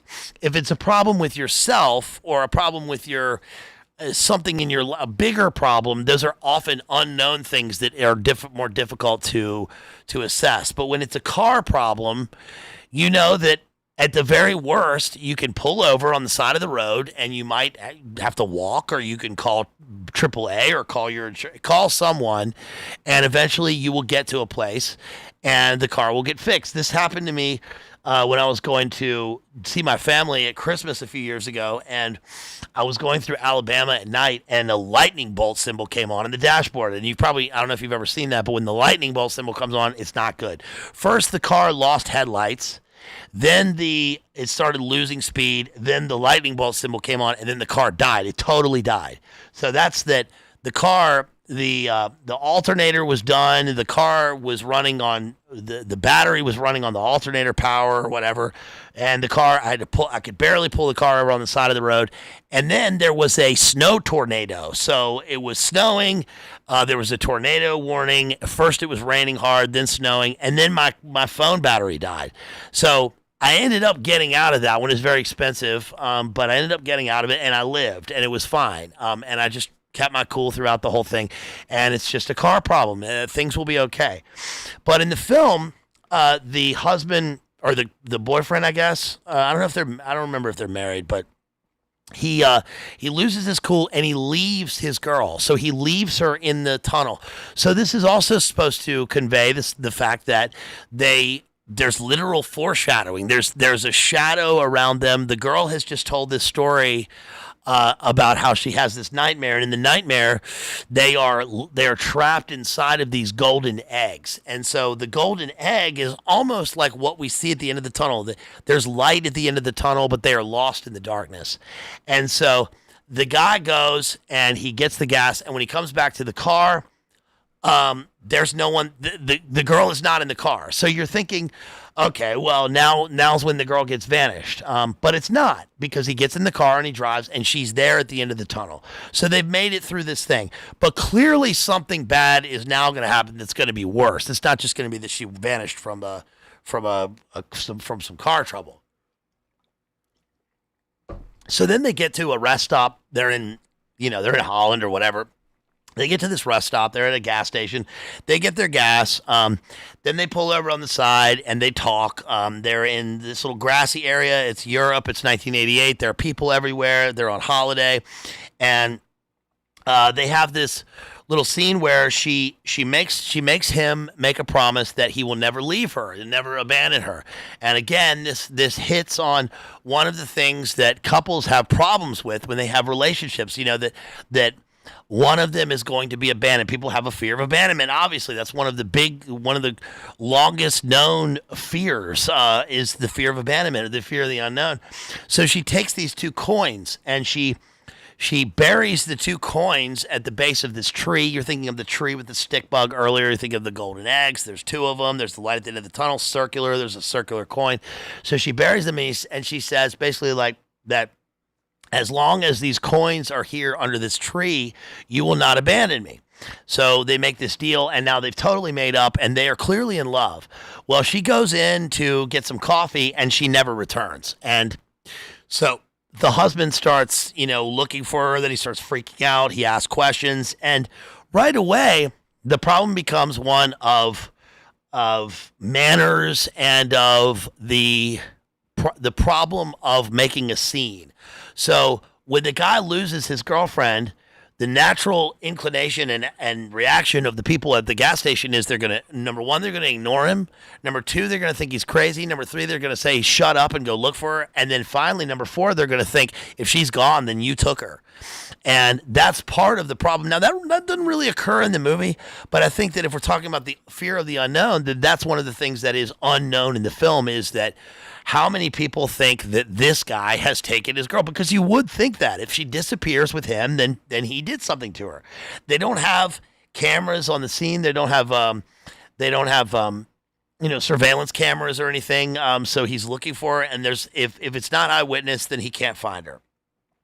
He finds a crushed Coke can outside, which he right away thinks this is someone ran over this Coke can. This might have belonged to her, and he's right. He also has stopped to take a Polaroid picture of the area, and he didn't notice that she is in the background of the Polaroid. Barely. You see her red hair. So then we cut to, we've seen that when they're walking up, we see this guy standing outside of the gas station who's a blonde. He's an odd looking duck, as Norm says. He's a blonde guy with big eyeglasses, and he's got a kind of Amish goatee with no mustache, and he's got a cast on his arm. And we see in a nonlinear fashion, because it's told from multiple points of view, that he is pulled up and he's put on this cast, and he's gone to stand there basically like a stick bug to hide in plain sight, but to look for someone. Yeah, DM Fuerte. Yeah, we just got through with it. Exactly. Yes, what was that exactly? And so this This should remind any of you guys, any of us, we should automatically be thinking of Ted Bundy when this happens because, anybody who knows that Ted Bundy, one of his techniques was as the victim. They even do this in Silence of the Lambs, which is partly based on Ted Bundy, but Silence of the Lambs, which is where the guy says, "Can you help me move the furniture in my car? Or is it a great big fat person?" So you're not supposed. We don't need to take lessons from movies, but if you're watching this and you are, let's say you're a lady. If you're one of the ladies watching this, if you're one of the ladies, if you are a lady and you get somewhere and a guy asks you to help you with something, like to move something, don't fucking do. Excuse my language. Don't do it. Don't do it unless it's your cousin or your son or something. Do not do it. Especially a guy with a cast who's... First of all, if a dude... Just think about this realistically. If a dude has a broken arm, why is he moving his sofa? And if he's moving his sofa, why isn't he moving it with his friends or his family? Why isn't he moving it with a bunch of dudes? Why is he at a place with a trailer on a car and it's just a regular car? Why does he have a picture of his family on the dashboard like it's very exposed? Like, oh, look at this. When I first get in the car, I see a picture of my family. I don't know if that happens. I don't know people that have pictures in their car at all. Some people do. Some people have a picture of, somebody they care about. I know people have pictures of icons in their car, but I don't think that, you don't really see that a lot, especially in a coupe. That's very weird. So anyway, so he's standing at the door of this place, and we know this is the guy. This is the guy, and so then what we know is that the movie is not going to be about finding out who the killer is. The movie is going to be how we deal with knowing who the killer is and how he took her. So this is already a uniquely driven serial killer horror movie because it's not like the normal film. We also have a kind of dissonant, disparate, atonal type of score where at times we have very playful synth music and other times we have the music at times does not resonate. It doesn't match the scenes that we're seeing. And one of the most clever things in the film is that when we now track the serial killer guy and we wonder how he got into this, we see him go back to this farmhouse and he's sitting there with his family. So there's a scene and you also notice, by the way, that his daughter looks exactly like the girl that we think he's just kidnapped. So that for us would indicate that that's a reason for him to kidnap her because he's a psychotic maniac and that seems to have occurred. It's also not unusual for the serial killer to have a family. I mean, look at Kuklinski or even Ted Bundy or BTK. Look at BTK. I mean, all these people a lot of them have families. I think I don't know if it turns out that a lot of them have families where the victims look like people in the family. I'd have to look back at Dave McGowan for that, but it wasn't unusual when we saw it. But so what happens is that he's playing with his family. They sit down at a table, and they're all sitting there about to eat outside. It looks like the south of France, but I think it's just Holland. And so the daughter, across from the husband, opens up the drawer and there are all these spiders in the drawer and she screams. And then they kind of have this screaming, a joke screaming competition. Well, later on, I think what has happened here, so he talks to his landlord or a guy that lives around there and he says, "Hey, did you happen to hear screaming the other day? Did you hear my family screaming?" And the guy says, "No, I didn't hear anything." So what we learn is that was a diabolical test. So he created a situation where the girls were screaming so that he can plausibly deny that the victim may have screamed. And in other words, if the guy didn't hear the family screaming, then he wouldn't have heard the victim screaming. And if he did hear the victim screaming, then now he knows, planted in his mind, that the family was screaming, that it was the girls, and that they were having fun. But it also means that the psycho planted spiders in the fucking, excuse my language, drawer of this table for the picnic so that they would scream. So he's 100 steps ahead. So now we see him go through a series of situations where he's practicing. So he gets some chloroform or some chloral hydrate or something, and he's got this in a little vial at the farmhouse. How does he get this? Well, because he's like Walter White. He's a high school chemistry teacher. And he's got what seems to be the perfect veneer of a perfect family. But he goes through a series of steps where they are showing us, this movie's a great example of showing and not telling, where they're showing us that the character is practicing how to take the woman. So he develops the thing with the cast, he gets vulnerability, and then there's a comical series, and this is crazy that it's comical. It's a darkly comical series of failures where he tries to lure a woman into his car and it doesn't work out. So he's learning from the experience, but he's not. The reason this is so horrifying is because we haven't seen any violence on screen. We haven't been told what he's doing. We haven't been told he's a serial killer. But we can clearly see that he's practicing this in a matter-of-fact way. And there is no music to draw us into how we should feel. So one of the things that happened in Banhammer. One of the things that happened in the movie One Battle After Another is that the score by Johnny Greenwood is this atonal piano melody, which is supposed to throw us. It kind of throws us off in this psychic sense where we're watching the film and we know something's going wrong. This was my problem.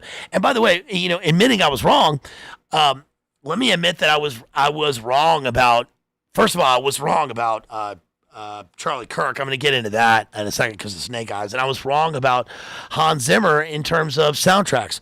So I made the comment, and I actually wasn't wrong about what I think about Dark Knight and Dark Knight Returns. I had this comment that I think Hans Zimmer is terrible because it's his decision to make the score what it is that emotionally guides us through the film, and it cheapens the action in the film. And that ultimately, if it's Nolan doing it, then it's Nolan's decision to use that score, and so he's also at fault. So my example of that is in The Prestige and in The Dark Knight and The Dark Knight Returns. We get this kind of droning Hans Zimmer score, which plays throughout the whole film. It plays throughout the whole film, and it keeps us on edge, but I find it to be cheap. Now, it works in The Prestige. I think The Prestige is Nolan's best movie. I love The Prestige, and we did a book and movie analysis of that a long time ago. But I think that in The Dark Knight and The Dark Knight Returns, it annoys me because it means that the actions can't speak for themselves and that we have to be psychically guided into feeling a kind of dramatic tension. And I don't like that. But I was wrong about Hans Zimmer in general because Hans Zimmer is one of the great synth soundtrack score makers. And I admit I was wrong, especially after Dune and after F1. Because some people may say, it took you that long to get to that point. Well, yeah, I mean, also, by the way, Hans Zimmer's Rain Man soundtrack. I mean, Hans Zimmer is fucking great. So I kind of don't know what I was thinking with that. But at the same time, I was kind of right about how he uses it in The Dark Knight and Dark Knight Returns. But in this film, we don't have any of that. In fact, there's a great scene, it's disturbing, where the serial killer blonde dude is in his car, and he's sitting in the front seat. He's practicing talking to a phantom victim, and he pours the chloroform in his rag, and then he grabs the back of the head of the. He does this thing where he's very finicky. He puts down the lock on the door with one finger, pushes back. It's almost like a dark ballet, and he grabs the fictional back of a phantom head and then grabs the woman, and he's chloroforming her.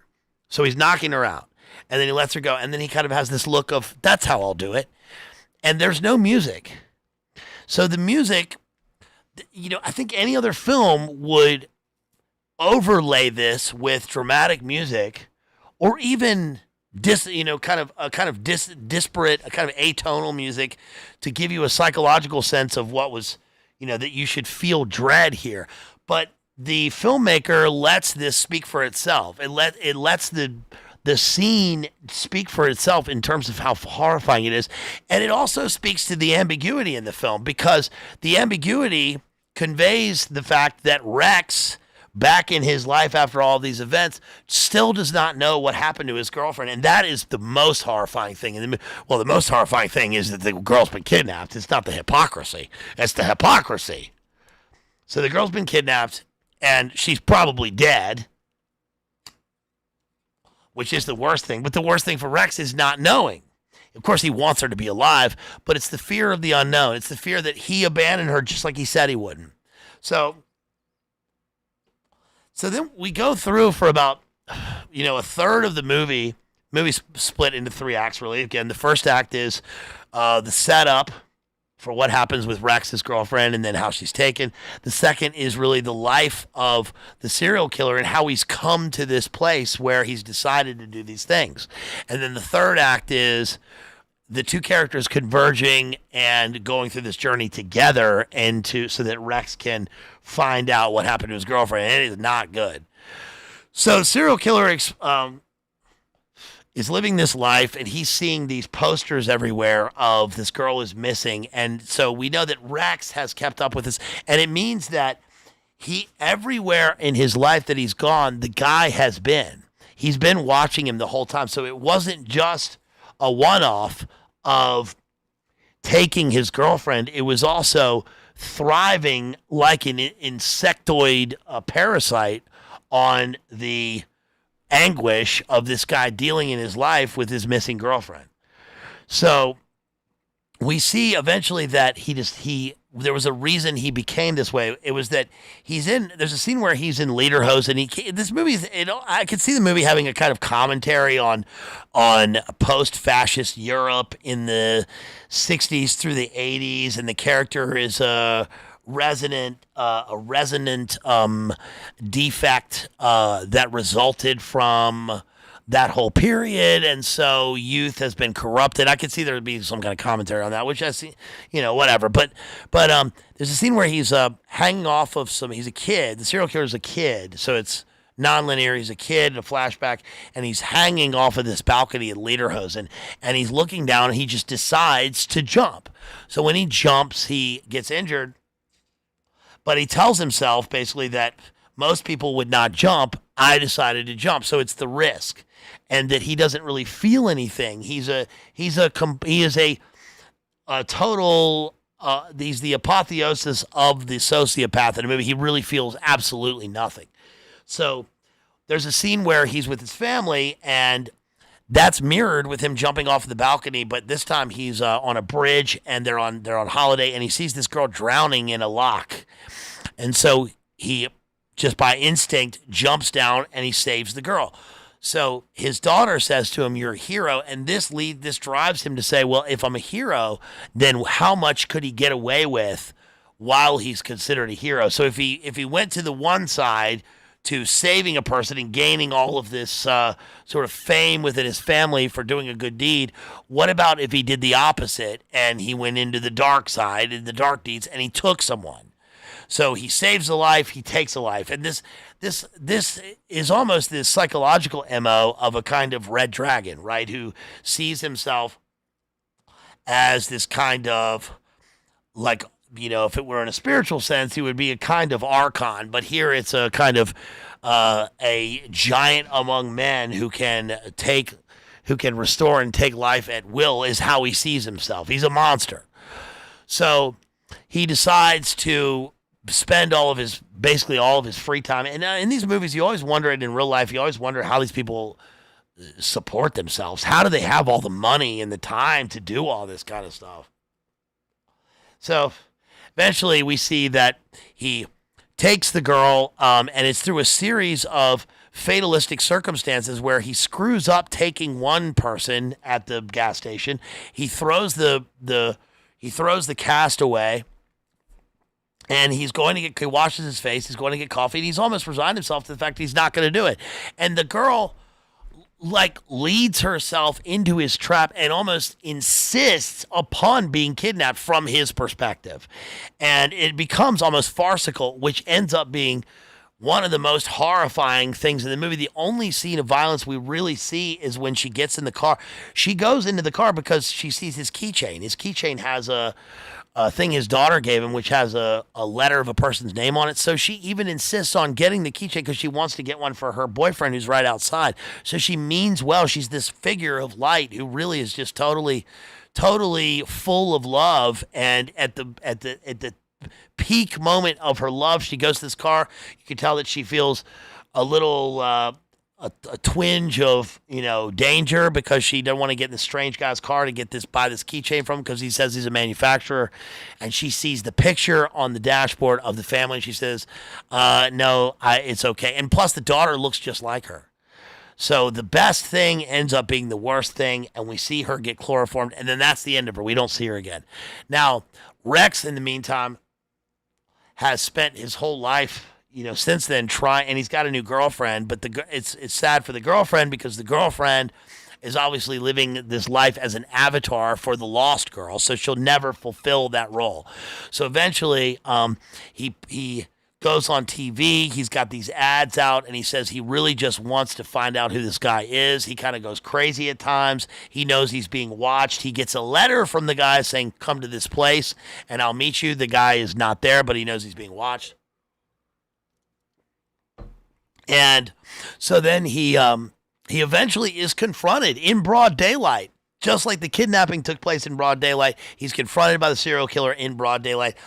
And he proceeds to very, very poorly and weakly beat the guy. Like, he doesn't even hit him. It's very weak as we see that he is just totally helpless. He can't even capture the guy who's right there saying that he took his girlfriend. He starts hitting him on the arm and stuff. It's very weak.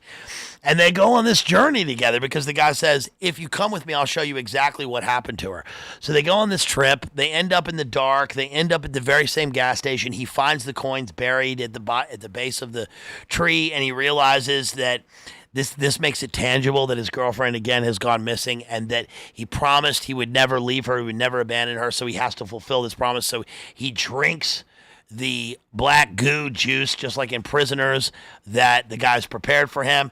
And he ends up, and as soon as he drank it, spoiler, as soon as he drank it, I knew he was going to end up in a coffin. And that's exactly where he ends up. He ends up in a coffin, buried alive. And the horrifying climax of the movie is that he is buried alive. He cannot get out. He calls out for his girlfriend. And then we see in daylight over him that there are 2 trees planted in the yard, in the place where the guy was playing with his family, and he is just sitting there watching while his family plays, and the 2 trees are there, and the people are now buried alive, and they have become his fertilizer, essentially. They are just, it's just part of the landscape. And finally we see a praying mantis. So he is sort of molted from stick bug into praying mantis, and the climax is the bad guy wins, and that is the movie Vanishing, and it is extremely well done. I think that it certainly plays on the roles. It plays on light and dark, on the fear of the unknown, and on our worst fears kind of coming true.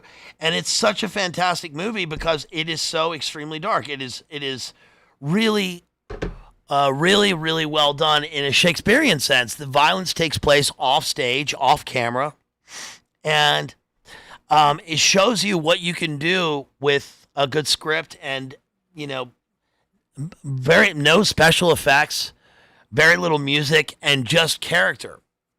And the other thing about the movie is that we see the serial killer's point of view, and it's so banal. It's so everyday and matter of fact, and how he comes about this thing.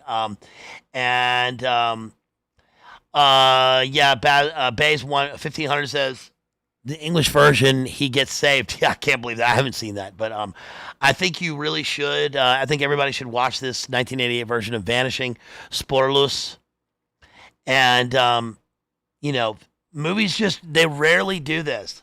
I think I think this is the reason why, in a weird sort of tie-in, the reason why the movies The Witch and Hereditary were so well done, because even though those are completely unlike this, and the horror and the phantasmagorical takes place on camera, one thing that they do that's alike with this movie is that they go to a place where you imagine that they could go, and they actually do go there. Most movies don't go there. And whether that's a full-on, scene with the woman possessed and, piano wiring her head off, or the witch's Sabbath at the end of The Witch, which is horrifying, or this film where we almost see no violence in the movie, and it is it's pretty horrible. So that is The Vanishing. Briefly, I just want to mention the movie Snake Eyes by Brian De Palma, because a lot of people are talking about this movie again. And this is another really well done film. It's a genre bending film. It kind of crosses over various motifs and narratives because of its non-linear multi point of view format. And so it reminds me of both Vanishing, SPOORLOOS, and also of the first film, One Battle After Another, which is what occurs is, again, there is we begin with a kind of highly stylized artistic set piece that goes into a kind of adventure sports movie about Nicolas Cage as a charismatic gambling figure who's also a detective. Then it turns into a hypercolor noir film, a detective noir film, and then it turns into an assassination plot, a conspiratorial assassination plot, and then ends up as almost a time machine movie. I mean, this movie's crazy because movies like this are so weird because we've talked so much about the revelatory nature of film and predictive programming, but there comes a point when you watch a film and it is so strange, it does seem like the movie was planted in the future past as a kind of time capsule. Okay, so Nicolas Cage is again this guy walking around in an Atlantic City boxing match that's taking place on September 10th. The movie's, I think, 1998. It's September 10th. And we walk into the Atlantic City Arena and we see there's a boxing match between what's supposed to be a kind of, this is like around the time of Tyson and his return. And we see these two characters in a heavyweight bout. Gary Sinise is in the film as a kind of naval intelligence officer who is tasked with the security detail for the defense secretary, whose name is Charles Kirkland. So again, the movie takes place September 10th, and it's Charles Kirkland instead of Charles Kirk.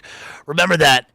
Also, one thing that was the most, I think, painful or revelatory about the Charlie Kirk event, don't forget, is that, and one reason why I came to the conclusion that I had been wrong in my assessment of him, I think like probably many of you guys had been, I talked about this on the member stream, I think, in that I didn't really give him a chance in terms of his public speaking or what I knew of his content. And I found that to be one of the most revealing things about my own character, was that I realized that we sort of pride ourselves on deep diving and being dialed in and knowing all the things about all the people. And then I realized that I thought I had, but I'd been kind of fooling myself and had the wool pulled over my eyes. I had an assessment of what the guy said based on what other people said about what other people said.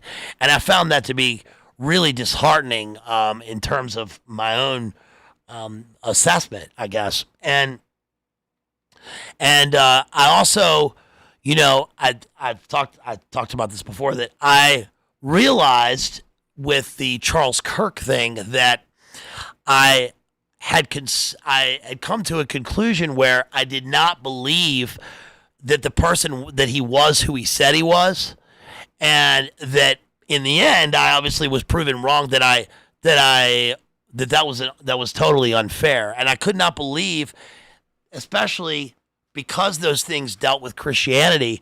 I assume I assumed that grifters are sort of rampant, and I assumed that there was a grifting element, and that was a guiding principle. And it turns out that uh, you know Christ says that let he who is without sin cast the first stone, and that is exactly what I felt like I'd been doing, and I didn't even realize it. And that was a huge, I think, void in my own character. I'm just sharing that, I guess. So I really feel like I was proven wrong that that Charlie Kirk, Charles Kirk, Charles Church. Kirk means church. That if Charlie Kirk was proclaiming the name of Christ everywhere, and that was a Christian, that he could very well have been who he said he was, and that I think that he was, and that I didn't give him a chance to do that. So that was made difficult even by watching the film, where Charles Kirkland is the defense secretary. This is a purely political and military figure in the film, but he is assassinated in the neck exactly like he was in real life. And so the conspiratorial nature of what happens in the film is that we see that a series of diversionary tactics take place, which may or may not be real life. That's, I think, yet to be seen, but we all know our sort of suspicions with things. But there is a crazy guy who says, "Here comes the pain," just like we have a guy who's saying something similar in real life. We have a Sirhan. Clearly, the assassin in this was supposed to be Sirhan. I mean, he looked like him and he sounded like him. So we have a Palestine. We have a Middle Eastern issue that is part of this, which also ends up being something truthful, where we have that in real life. That's obviously one of the things that played into the events. We also have. What's the other one? It takes place on September 10th. And we also have military industrial. Tony Goldwyn. Thank you. Thank you. Old movie music. Hey, there's Claire from Canada. Thank you, Claire from Canada. It's Tony Goldwyn. Thank you for correcting me on that, Claire. I really appreciate that. Especially you guys. Especially since and you guys, that is Claire from Canada. One of our legendary, beautiful Claire from Canada, one of our beautiful, legendary people here. Thanks, Claire. I really appreciate that. So, one of the things that I think was crazy about this film was that there is clearly supposed to be a Deus Ex Machina that takes place in the film. You notice that there is a rainstorm. The movie begins with a rainstorm and a kind of Gayle King character speaking out front. She's actually, that lady, that actress is actually one of the actresses who plays one of the demon Jezebels in the movie Devil's Advocate. Interesting, because the hurricane is called Hurricane Jezebel in this. And we see that the rainstorm, the exterior weather, is supposed to be a kind of avatar, again, for the psychic spirit of what happens inside characters. Just like we have buildings and structures that are supposed to convey the inner lives of the characters, the inner spiritual or psychological life of a character in anything that we read or watch. It's the same thing with the storm, and that's most prevalent. Again, I think that a great example of this is Wuthering Heights. Speaking of which, there's a Wuthering Heights movie coming out in on Valentine's Day with this Charlie XCX soundtrack, which I'll go see. Of course, I'll go see that. We've covered Wuthering Heights, the novel, here. Of course, remember that we started off doing literature. I mean, we still do literature, and we are a literary channel, but we covered literature almost exclusively for the first 2 years. And since I made my way through half of Shakespeare, half of Shakespeare's 37 plays at least, and a bunch of other Jacobean literature, we've done romantic, neoclassical, modern, postmodern, post-postmodern, poetry, verse, prose. We've done novels, short stories. We've done a pretty serious run on the canon, not only in English but in other languages. We've covered Virgil, we've covered French literature, we've covered Greek, we've covered Oedipus Rex, we've covered a lot of stuff here. So it makes sense that we make our way into film because film and literature converge at some point. But I will be back doing. I just got Tobias Churton's biography of William Blake. I'm reading Northrop Frye's Fearful Symmetry right now. I'm also just while I'm at it, I know this is a little tangent, but while I'm at it, I will be back very soon with Tristan Haggard, Primal Edge Health, the return of Tristan, because we'll be doing Cormac McCarthy's Outer Dark. So we'll be doing Outer Dark, Cities of the Plain, and I'll be covering the rest of Cormac McCarthy's of. Also, any Don DeLillo that we have left. I've just ordered a book of short stories from Don DeLillo. What else? I'll be doing, what's the next Shakespeare I'm going to do? Either probably some of the comedies, because I haven't covered many of the Shakespearean comedies, so we'll be doing, like, As You Like It, All's Well That Ends Well. We need to do Taming of the Shrew, certainly. So I'll be doing more of those. Also, I'll be doing, I did John Webster's The White Devil, so I'll be doing Duchess of Malfi. Probably Thomas Kyd's The Spanish Tragedy. We've done Dr. Faustus, and we've done Faust from Goethe, so we need to probably do some more Kit Marlowe. Anyway, moving on from that, the movie, I think, ends up being, again, a very surreal and weird hypercolor time capsule of the future past. And with the Deus Ex Machina, the movie was supposed to have this giant flood that takes place, because it takes place in Atlantic City, that washes through the stadium. So all of the events and all the characters get washed over by an act of God. That doesn't end up happening, and I think that actually is an absence in the film. We can see that happening throughout the film, that the characters are looking at the rain. We hear the rain. We see the giant Powell network wrecking ball globe start rolling down the street towards the paddy wagon. We see that Gary Sinise gets S-sided by cop, or he does it himself. He does a harakiri, and so we see a resolution with the conspiracy in the film, but also Rick Santoro, you think of Rick Santorum, Rick Santoro faces indictment towards the end of the film for corruption, which leads him to finally into a love story with Carla Gugino's character, who is a military-industrial complex whistleblower for a weapons system in the movie. And I think that all of this to say that sometimes it's not form plus content equals meaning, it's form plus it's effect plus content, or form plus content equals effect. And sometimes the effect becomes something. Let me add this on here. Let's see. Claire says, the Emerald Fennel directing a BDSM-themed Wuthering Heights with two of the most terribly miscast leads possible is promising to be one of the strongest examples of modern female self-indulgence. Yeah, I'm going to go see it so people don't have to. I think that my first impression, Claire, of the trailer was that, first of all, there are a lot of Wuthering Heights adaptations. My personal favorite, I mean, the Olivier is one to go back to, but my personal favorite is always going to be the Ray Fiennes, Juliette Binoche.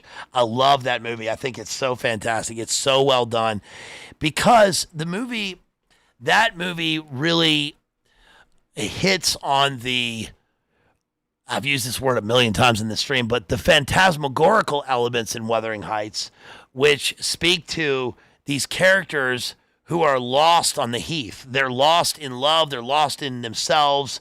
They become kind of specters of themselves. And I do want to see the film because one thing But one thing that's happening, I think, in culture is that there's very little subtlety anymore. So the invisible elements and the poetical elements, the things that take place in the unseen or things that we infer from films as far as meaning and metaphor and the figurative are concerned, are now being presented in our face. And that is an unhealthy trend because it shows us that there is a trend towards a lack of a spiritual dimension in movies and literature, and everything is matter of fact, concrete on the surface, and sexualized. So this is sexuality and ideology replacing spirituality, replacing Christianity in movies, and I see that as unhealthy. But I'm gonna go see it so you guys don't have to. So, yes, Claire says the Olivier and Fiennes are the best adaptations. 100%. Of course, I love Ray Fiennes, and I especially love Olivier. Olivier was the founder of my drama school, Bristol of Egg. So, I especially love the story of Laurence Olivier having to take care of Vivian Leigh during the making of A Streetcar Named Desire. He didn't want her to do the film because he said that she wasn't acting, that it was just her, and that it would end up breaking her psychically, and I think that it absolutely did. So, but again, the storm that occurs is crazy because the Powell character is obviously supposed to be Trump. The movie takes place mainly in the Taj Mahal casino. I think that's one thing that people have kind of missed in terms of their recollections of the film and the news now. It does take place at the Taj Mahal casino, which was a Trump casino. He ended up selling it in like 2016 or around the time of the first presidency or so. But the fact that there's a character stand-in for Trump who is already a media figure, and that this ties in with the peace or war process going on in the Middle East and with MIC weapons testing is incredibly prescient. So I would go, everybody needs to go back and watch Snake Eyes. Again, this is a film about vanishing. It's a film about truth vanishing, about discernment, about Nicolas Cage and Gary Sinise in the film are childhood friends, and one uses the other because of his foibles and because of his passions. He says to him, I needed a cop here because I needed somebody to verify my procedures, and because, spoiler, Gary Sinise is running the conspiracy, and you know that from the beginning of the film. You watch it and you just know that. But also because he says, you can be bought. And there's a great scene where we look down and we see, and Nicolas Cage sees the blood money that he's been carrying around, and it becomes real. Let's see. Nando Productions says, have you seen Parallax View or talked about it? Yes, I did an analysis of Parallax View with Jay. That's on my channel. You can just search that. We covered that about half a year ago, I think. Another relevant movie as far as assassinations and MIC. The weird thing about Parallax View is that, and I feel totally schizo saying this, there is a weird scene at the beginning of the film when they're at the Space Needle, when Warren Beatty is walking into the Space Needle and they're going through security. Look at the security guard when they're walking in. This is going to sound crazy, but I'm sure that is John Wayne Gacy. That sounds crazy, but rewatch the movie. Look at this guy. Look at the security guard. I can't find anything that says who the actor is, and I am almost positive that is actually John Wayne Gacy. John Wayne Gacy, the only picture I know of John Wayne Gacy besides the clown is that famous picture where he's with Lady Bird or whatever. I don't know who it was. Maybe it was Carter's wife. But he's at the political event, and he's got that maroon red jacket on. Look at his jacket. Look at his sunglasses. Look at his hair, and look at his chin when you watch that movie. And that it would not surprise me if that were actually John Wayne Gacy, because Look, man, MIC, Hollywood, assassinations, and politics all have this weird symbiosis, and it would not surprise me if that is him as an extra in the film. So that was the weirdest part of that. Not even the main events in the film. But hey, I might be crazy, and I might just be seeing things where they're not. So anyway, the really disturbing part about Snake Eyes is not just the Trump avatar in the film. It's not just the Charles Kirkland / Charlie Kirk events. It's not just the assassinations. It's not just that characters can be bought off, even though Nicolas Cage ends up standing up for himself and is not bought off, and he ends up with a conscience, for which he's held accountable at the end of the movie for all of his other shenanigans. But he has a conscience. He saves the girl, and it seems to end up in a love story. But it's that the unification that takes place at the end of the film is not where the two characters fall in love. It's that when we go through the sequence in the background of where the credits are rolling, the last shot in the film. Do you remember the last shot in the film? The last shot in the film is of a construction worker who's he's got his hand on a column, and they're building the new casino. They're building the new thing, which is obviously an absence of an Atlantic storm that has washed over the thing. That has actually occurred in the film, even though it doesn't occur. So it's an absence of a Deus Ex Machina. It's that when the guy moves his hand in the very last scene, we see a ruby embedded in the column, and the ruby shows us that the red-headed Scarlet Woman, Hurricane Jezebel, human Jezebel, diversionary tactic woman involved in the assassination, was wearing the ruby ring. So when she is knocked off by Gary Sinise as part of his team, where is she put? She's put in the true tradition of New Jersey politics and of Jimmy Hoffa. She is buried in the cement. So the remnants of her and of the conspiracy are right there in plain sight, like the stick bug at the beginning of SPOORLOOS Vanishing. But in this instance, it's a ruby.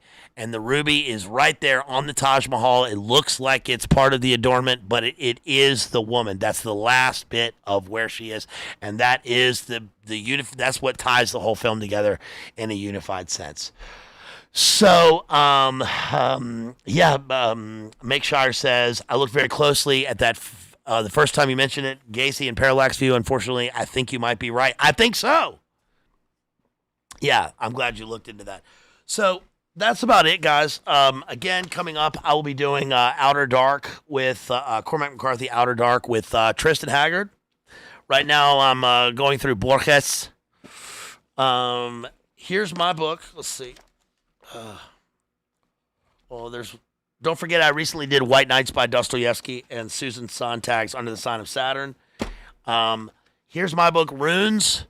If you have any questions, for the author, you can super chat me, write me comments afterwards. Here's Runes. Buy it on Amazon. It's right there in the list. I'll put a link up right here again for you guys to click. And the book is still, I checked yesterday, and it was still in the top 100 poetry. So that's pretty good. It's pretty crazy that I've almost sold 100 copies and that I was number one most recommended. Top 33 all poetry on Amazon globally. And that really made me, for that first week, especially for that first couple days, and for another couple days the next week, number one living poet in English. Everyone ahead of me was Shakespeare, Milton, or Coleridge. So please buy the book. Buy the book. See what you think.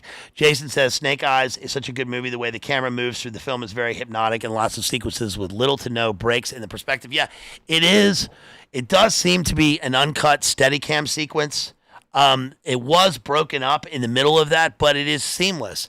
And that's because it seems that we have an unbroken perspective in watching the thing, in watching the events unfold, which is cleverly done by De Palma, because with this neon-soaked hypercolor, the movie is really highly stylized and hypercolor. And yet, with all that, we see that we still can't capture all of the perspectives of the various sight lines of a conspiracy happening in real time in plain sight. And that also ties us in, of course, again, with the same thing happens in the movie Vanishing.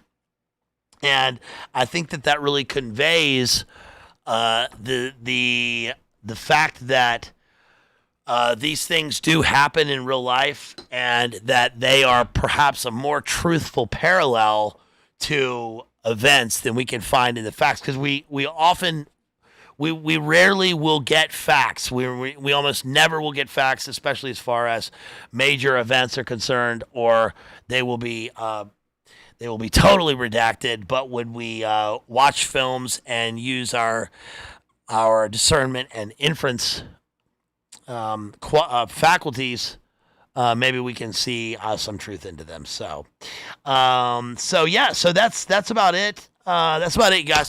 Thank you so much. Let's see if we got any super chats or any support. Please support me. I got a wedding in 1 week from today, and I could really use your support for my honeymoon. My honeymoon's coming up. I'll be honeymooning. I gotta make a whole new life. This house, everything here is gonna be moved. So that'll all occur after I get back from my honeymoon. So I will no longer be. It might look exactly like this because I'm just gonna move this to our new house.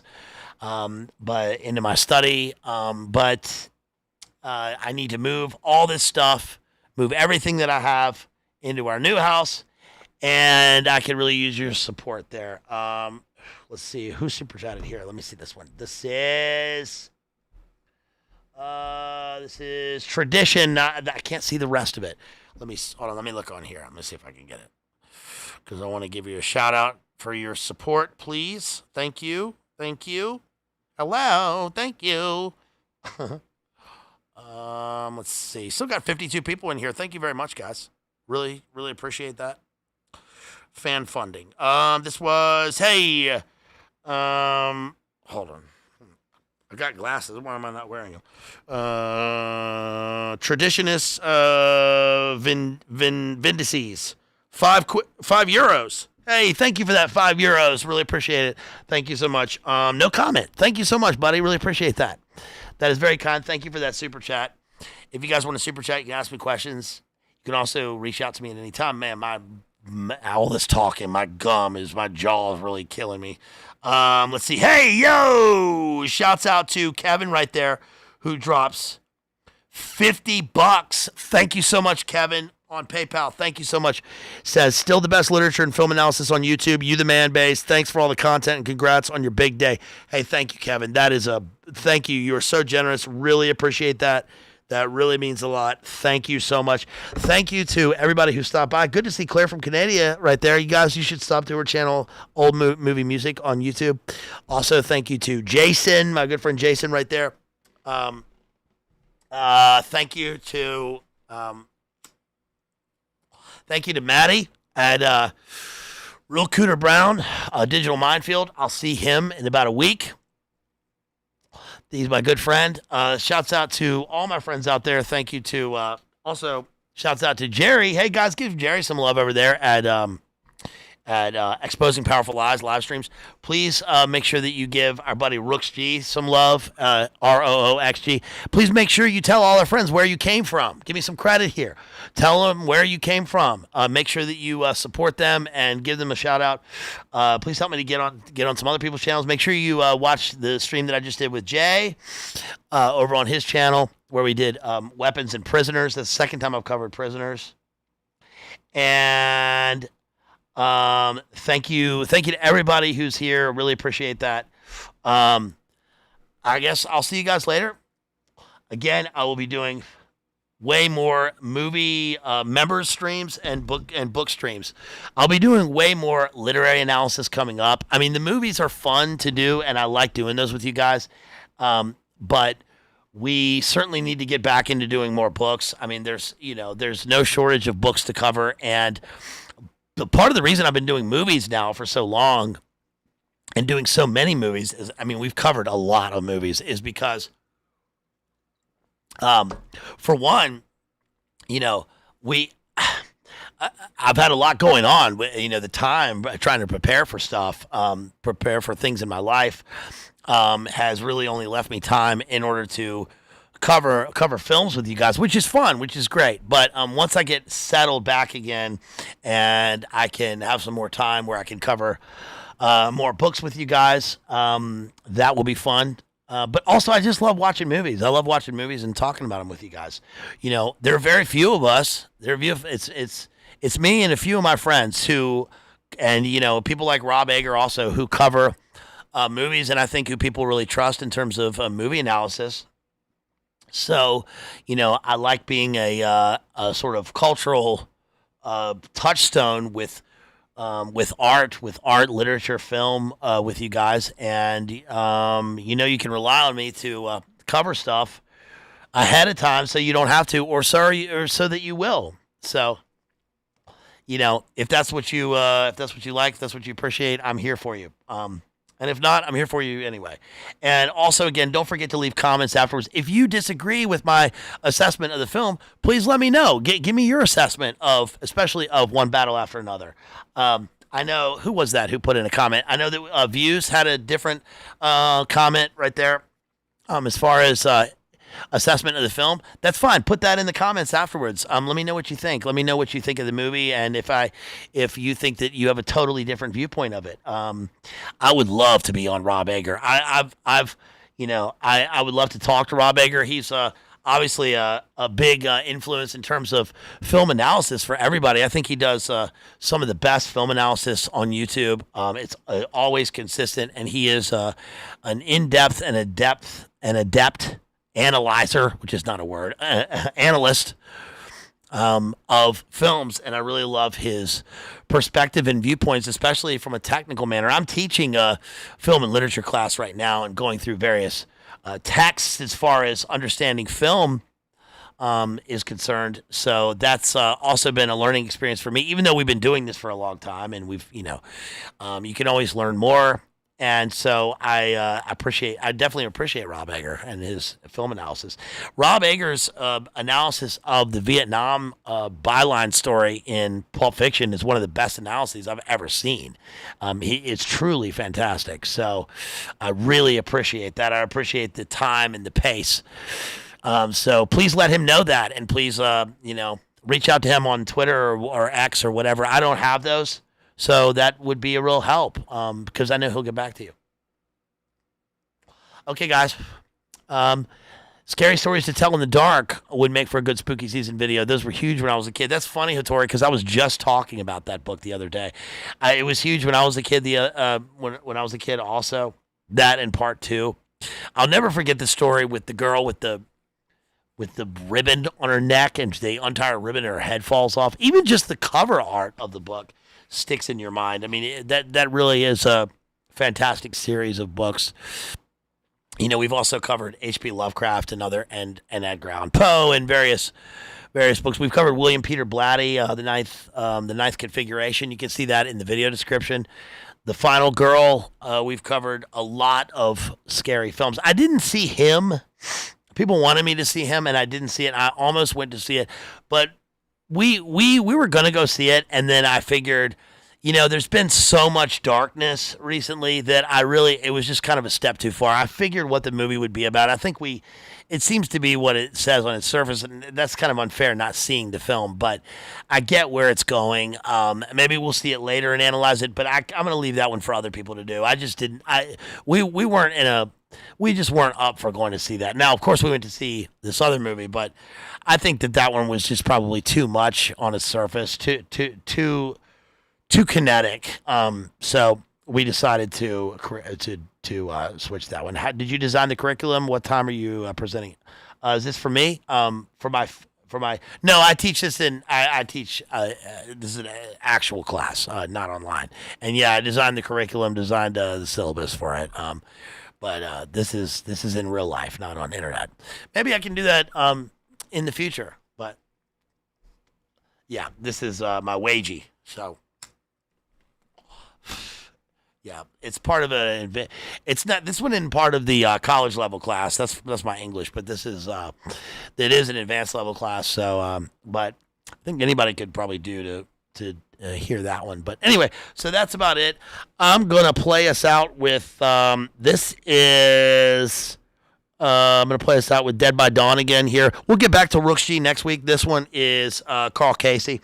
You can check the video description for this music. Very popular.